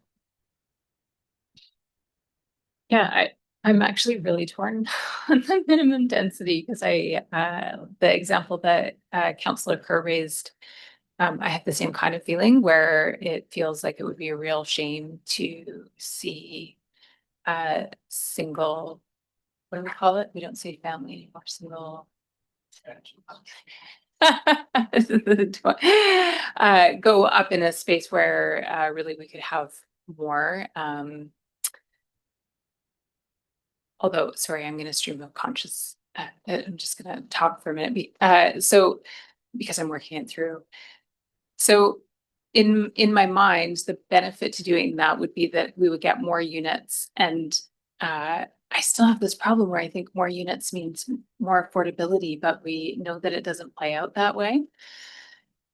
So, I have now talked myself into not wanting to see this report. Thank you for coming on this journey. We're going with full me. circle. When we get to the next part, I am going to propose whether it might be worth looking at minimum density on some of the multifamily unit, because I think you get more bang for your buck on those ones, but that's another note. So just looking for around the table, if there's any more comments on before we vote. Quickly, if we say no to this and things change dramatically, in 5 years, we're going to be reviewing this again anyway, are we not? So that might be a better time to be talking about this. I'm sure we'll be reviewing this. Next future council. Okay, so Councillor Blacklock, do you have a comment before we vote? Yeah, like if your goal is to increase the supply of housing, but you're in a market where it is prohibitively expensive to develop under a GOMU, then my question is, you know, how could we continue to support doing this? Like, it's just, it will create nothing. Okay, it's a good comment to end on. So we have number 2, that an additional report be created to undertake an analysis on how minimum densities can be applied to support ground-oriented multi-unit residential pre-zoning GOMU. All those in favor? Opposed? And that is defeated. So we're now moving on. If there's any alternatives to the recommendation, I would just put on the floor number 2, that an updated analysis recommending additional multifamily units be produced. Further direction on the scale of units desired would be 200 to 300 units, which I believe is under a couple of buildings. I don't know how many buildings that is, but, and also that minimum density be included in that report in 2025. May be impossible. Over to CAO. Yeah, that makes sense. That recommendation. Okay, so I'll just quickly, because I read it out very choppily, that an updated analysis recommending additional multifamily units be produced at 200 to 300 units downtown Comox Ave, and minimum densities be included in that report for the OCP this year. And that's just for pre-zoning analysis on multifamily. Councillor Hazlitt. Second. I'd like to see the properties on Pritchard in there as well, if we're talking about multifamily and minimum densities be included in that. That can be, I'm just trying to think here, because that changes the motion. That's my concern, is we've heard that the infrastructure is not there, so it's not really a pre-zone. Analysis. Okay, so you just want them included in, just to, okay, I think they would be included okay, so take out just downtown. That can be a friendly.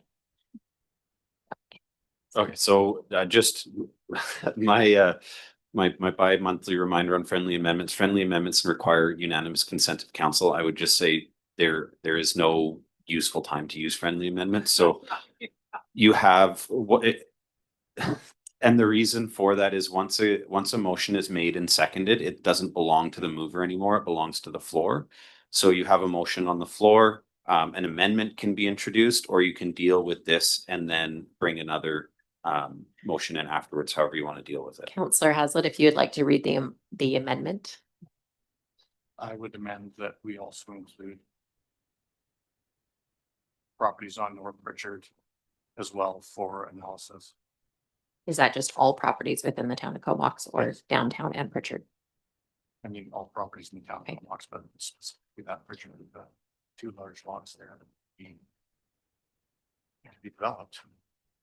Okay, do we have a seconder to that amendment? Second. Okay, so now we're discussing the amendment, not the motion itself. We have Counselor Mayer and then Counselor Kern. I would just want to see Anderton included. Anderton is. Oh, I thought it explicitly wasn't. No, because all it was area was the downtown final. and Pritchard. And then it was changed to all areas, It's all areas. all areas. So it's everywhere. We're gonna go to CAO wall before we move on for discussion on amendment. Director Russrum, can you read out the original motion? Let's go. So, and then it might be easy to, well, let's find out what's on the floor. And then we can go from there.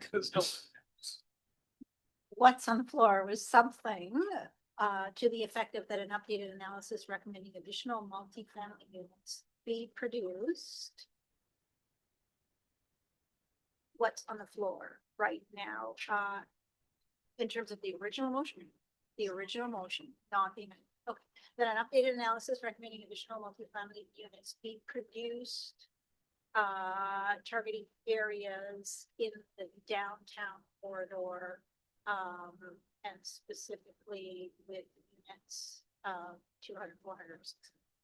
200 to 300 was the motion. Sure. Okay, so this is where we are. And the minimum densities. So where we are is that the original motion is for the downtown and Comox Ave to have 200 to 300 units. The amendment on the floor, I'm not 100% clear on, is it to add more units in the Pritchard corridor specifically, or to include the whole town in analysis? For the sake of the motion or the amendment, I would say the whole town. So the amendment is to expand the analysis to be conducted across the whole community. So has that been seconded? Yes, it has. Yeah. Okay, so the debate right now is whether or not to expand the original motion to include an analysis on the entire community. So if you want the multifamily pre-zoning analysis to include the entire town of Comox, you would vote in favor of this motion, of this amendment. If you want the analysis to be restricted to a smaller area, then you would want to defeat this amendment. And just to be clear, the lenses from the presentation would be put on like where it makes the most sense with infrastructure, transit, all those things. So, okay, so it's whether you want it to be as broad or specific. Counselor Grant. Seems like we don't have the motion right here to me. I know what we're trying to do, but it doesn't sound like we've got it right. It might be proper right now to defeat this motion and then put the motion that we actually want on the table and debate that.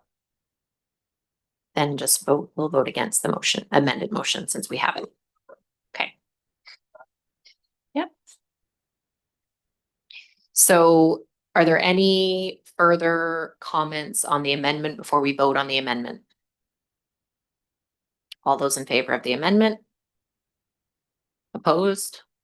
The amendment is defeated, which puts the original motion back on the floor, which is just downtown Comox and 200 to 300 units and having minimum densities. Counselor Grant is suggesting it be defeated. Well, yeah, so again, I think we should defeat this and then bring back a motion we want to deal with. Before we vote, can you just speak to what is being changed, just so I understand? Well, I think you're too narrow with your scope on downtown, and yet I think the whole town is too large. So I think we want to look at downtown. We want to add Anderson Court, or I'm not sure 200 to 300 units is the right number either. And then I have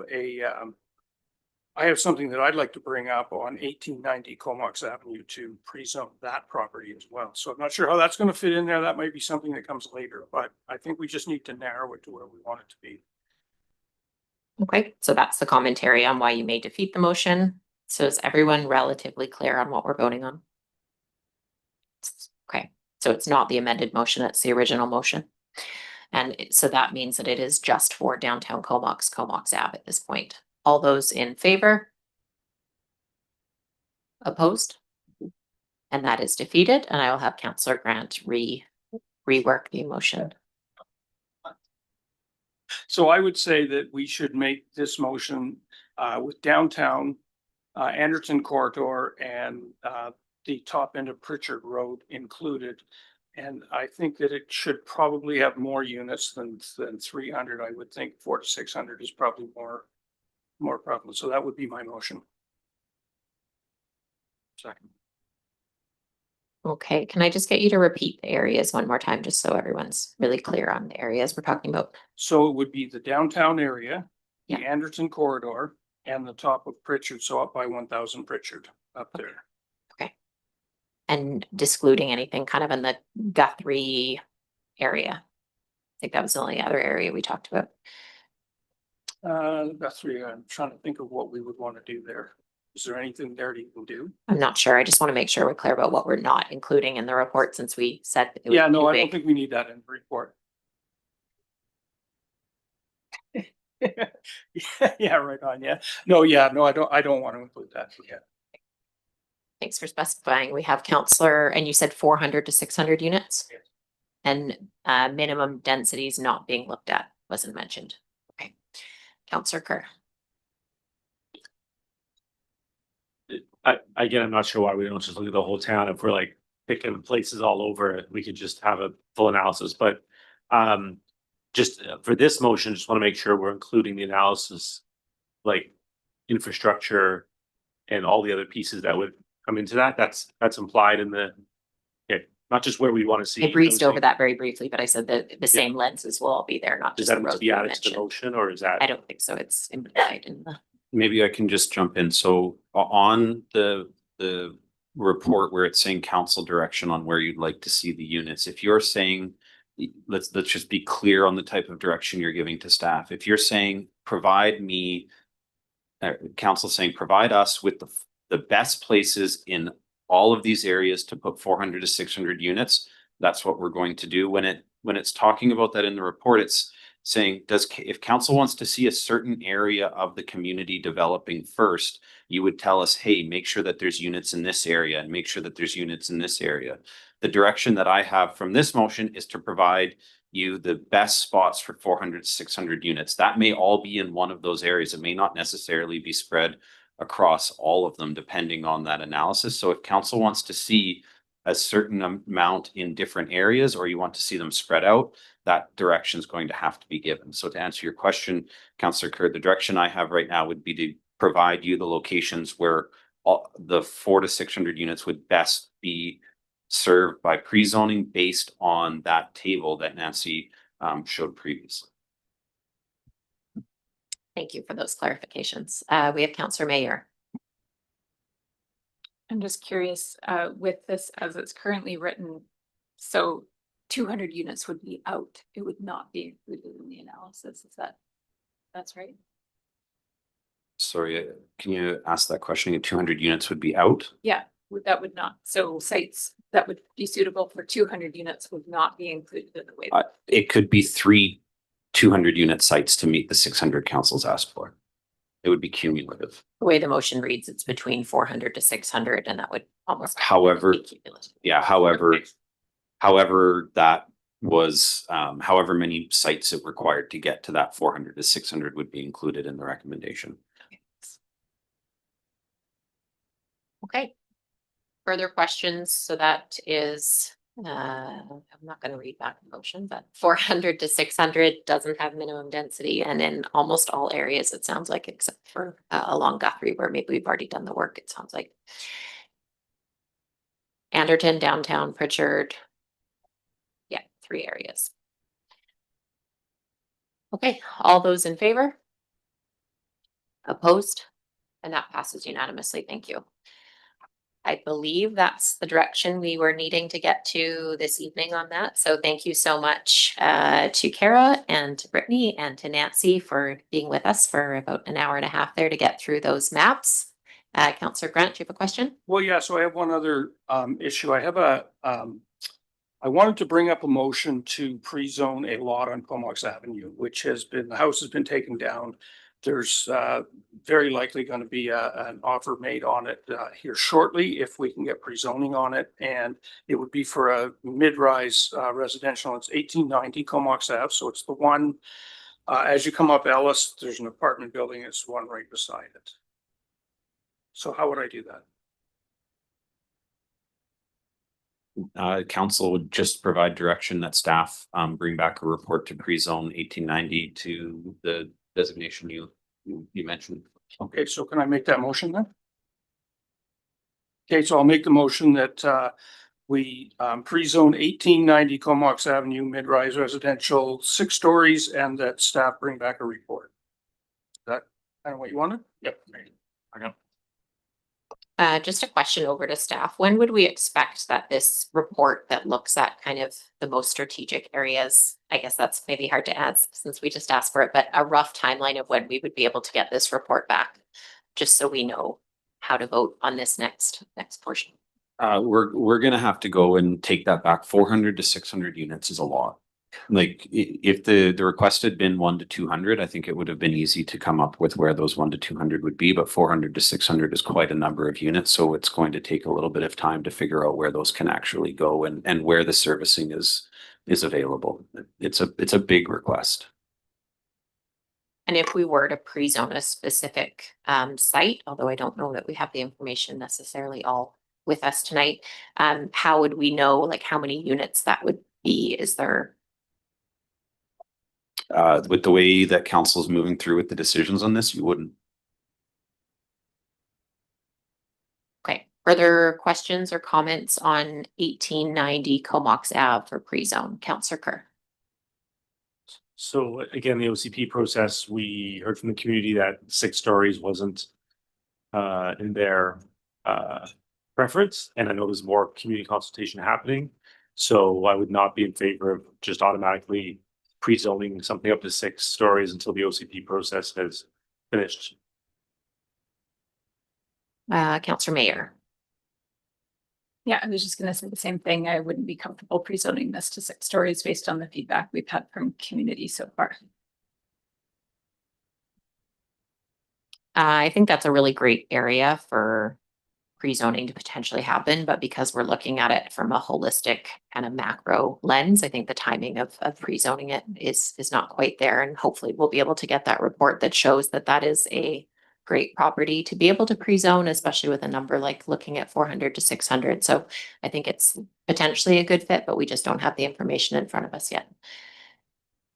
Any other questions or comments on 1890 Comox Ave?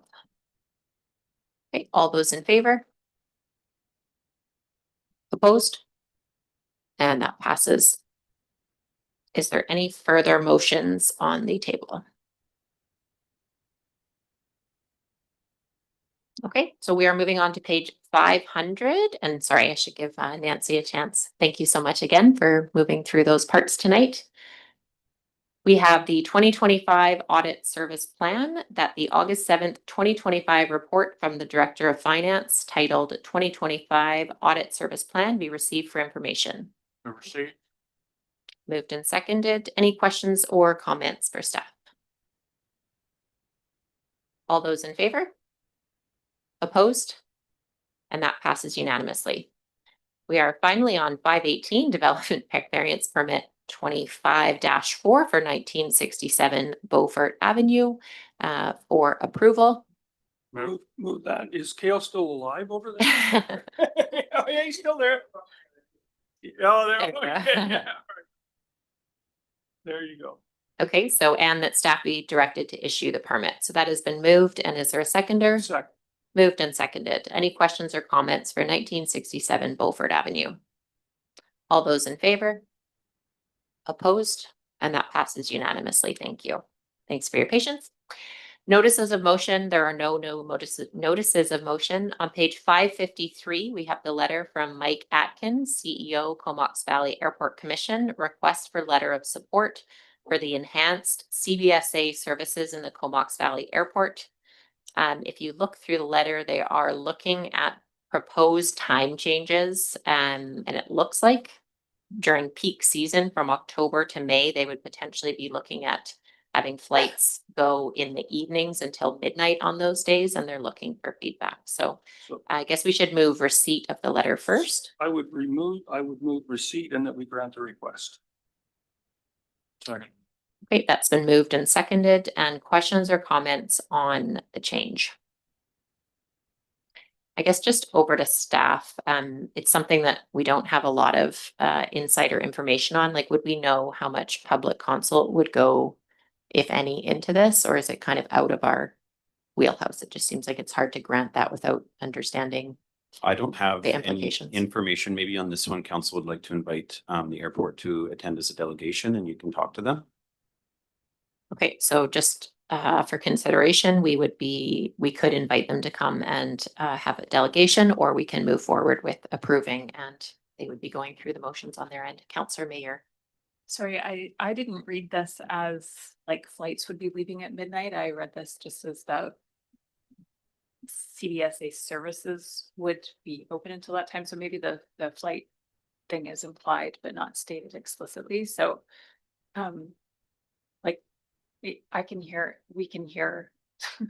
the airport from where I live. And so I do think like if there was going to be later flights, we probably would want to really think about that and maybe get feedback from the community. Yeah, I'm kind of on the middle on it, but it does talk about expanding service. And maybe that's the workaround is talking about just the CBSA, but I read it as also increased service because it talks about 20 flights and things like that. Councillor Swift, did you have your hand up? Well, from a date perspective, it starts in October. My preference would be just to have at least a conversation or invite them to a meeting, but again, it's at the will of council. So there is a motion on the floor to grant the wish or grant the authorization or council approval. Well, we could defeat that and then have them come in as a delegation if you like. I don't care what the way. Just for due course to understand, I think what they're looking at. It goes from 4 o'clock on Friday, Saturday, Sundays. It reads to midnight on those 3 days. So I think for some people that has a relatively significant impact. I would just like a little more information. Councillor Haslett. I think we know that anyone living around the airport is probably not going to be super happy about that, but with more and more people using the Comox Airport and more people working out of town in order to afford to be able to live in our town and do all the things that they want to do, I think it goes a long way for us to support the airport and their operation. And, it's sure nice to be able to hop on that flight over to Port of Ireland and back. You get the opportunity to do it and land straight in Comox, but I'm in favor of granting it because I think that it's an important piece of our community here. But that's my opinion. Okay, in support. Any other questions or comments before we? And so if you wanted them to come as a delegation, you would be voting against granting it, just to be clear. Councillor Kerr. Just not sure what kind of a timing. Our next meeting is September 3rd. I mean, they'd have to let WestJet know relatively soon if they're going to start booking those flights. So I would love to hear from them, but could it be a conversation? I think the reality is the follow-up would still be September 3rd, where I get back to everybody. Yeah, that's a good unless we point. had a special meeting or something. So I think our timeline is set to 3 weeks from now. If Okay. we either grant it this would be a letter of support. They still would require authorization, I believe, from someone else that runs the airport, basically. So it's we either want to send a letter of support or we want to hear more and make the decision September 3rd. And I'm waiting on September 3rd being 3 weeks, but that's me. Okay, so the motion is on the floor to grant their request. All those in favor? Opposed? And that is granted. And the next letter is from the Coalition to End Homelessness from Dana Forsgren. And thank you. That's okay. Receipt been moved and seconded.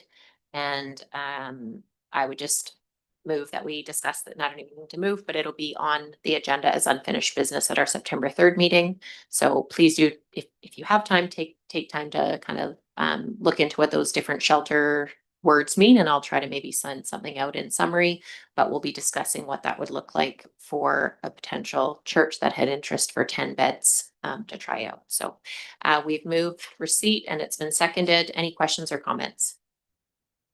All those in favor of receipt? Opposed? And that passes for receipt. Was there any concern with how that's done? Okay. Just give me a moment here. Okay, so there are no late items. We'll just do a quick round of reports from members of council. If there's any new information out in the community or meetings that you've attended, we'll go Councillor Blacklock. Well, it's top of my mind that there will be a Chamber of Commerce events happening August 28th out at the Smith Lake Farm, and I would encourage anyone interested in agritourism and perhaps disc golf to come out and check out the Smith Lake Farm and support local business. Councillor Swift and then Councillor Haslett. Thank you. I attended the sewer meeting yesterday, and the good news is we're probably going to be finishing up the roundabouts and resuming two-way traffic in November. And the other thing is there was a contract made with Cumberland, or upcoming with Cumberland, to take their biosolids into our facility. Councillor Haslett. Thanks everyone who attended Nautical Days, very successful. It was a good job by our new producer as well. Thanks to Councillor Kerr, who joined me on the board. Thanks to Dave Stevenson, outgoing member and previous producer, and I wish he was here tonight, but Bob Bowen as well. He was a fixture at the park all weekend long, and really appreciated having him there.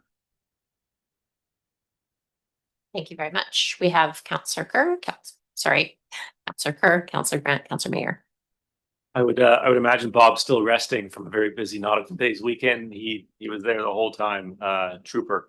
I just want to say a big thanks to the Royal Canadian Marine Search and Rescue Station 60 for giving Councillor Grant, Mayor Minions and I a tour of their facilities and the boats. Took us out on the water, just amazing. Thousands of volunteer hours. It's a fully volunteer operation, and just amazing what they do. And just thanks to the whole organization. And speaking of volunteers, just to echo Councillor Haslett's point, just want to thank all the volunteers that made Nautical Days such a success. Thanks to everyone that came out. Okay, so Maureen talked about the sewer on the water.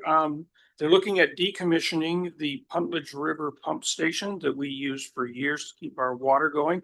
It's no longer really necessary to have, although it could be a good backup in times, but you would have to go through boil water notices. So it's about it's about $500,000 to shut it down, but it's more expensive to keep it so that we could use it if we had to. So they're going to decommission that. The other one was at the RD board, the Island Corridor Foundation was there. I'll try and make this as quickly as I can, but they need to they wanted to clean the brush from Victoria all the way down to Courtenay, and they got $600,000 from the province to be able to do that. When they got to Qualicum, they ran out of money. So they came to the board looking for us to give them $200,000 to complete it. So that is still ongoing. Why we should pay $200,000 and everybody else gets it for free, I don't know, but we will get to the bottom of that.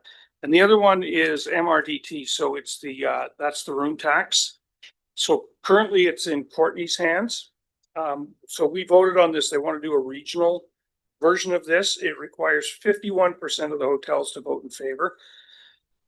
This has been tried at least 15 times in the past, and maybe things have changed since Courtney did it, but you could never get 51% of them to agree to do that. So I don't know whether it will go anywhere or not, but what you can do with that money is 2% of that should go to tourism and 1% of the 3% should go to affordable housing or could go to affordable housing. The rules have somewhat changed since that time, and Courtney is now giving about 20 to 30% to affordable housing. So I'm not sure how that's going to go, because the way you have to do it is they have to come and get the endorsement from each council. So that will be coming to us. And also they have to get the hoteliers to agree to the terms of the agreement, which means if you're giving too much to affordable housing, then they're not going to like that. So there's still room to not be involved in this if we want to.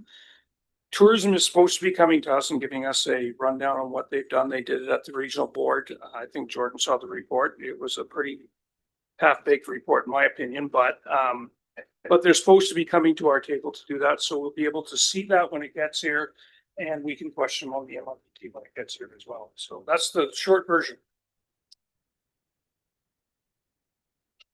I just wanted to say thanks to Councillor Kerr and Councillor Haslett and all the volunteers for Nautical Days, and to the Philburg and Councillor Swift for Philburg Festival. It really was an amazing weekend.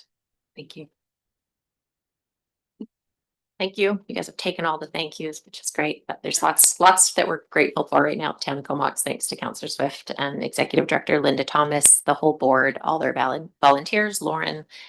It was a really fantastic 3 days over at Philburg. I think they're still waiting, but it sounds like they had a really great year, and everyone there was very happy, and it was really nice to just be out in a positive environment.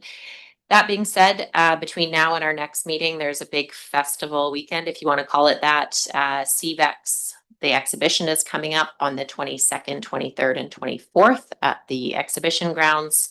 The Pride Society is working with the other Pride Society. I forget the name, my apologies, but they have events Friday, Saturday, and Sunday of that weekend also. And Ribfest is on Sunday, the 24th with the Rotary.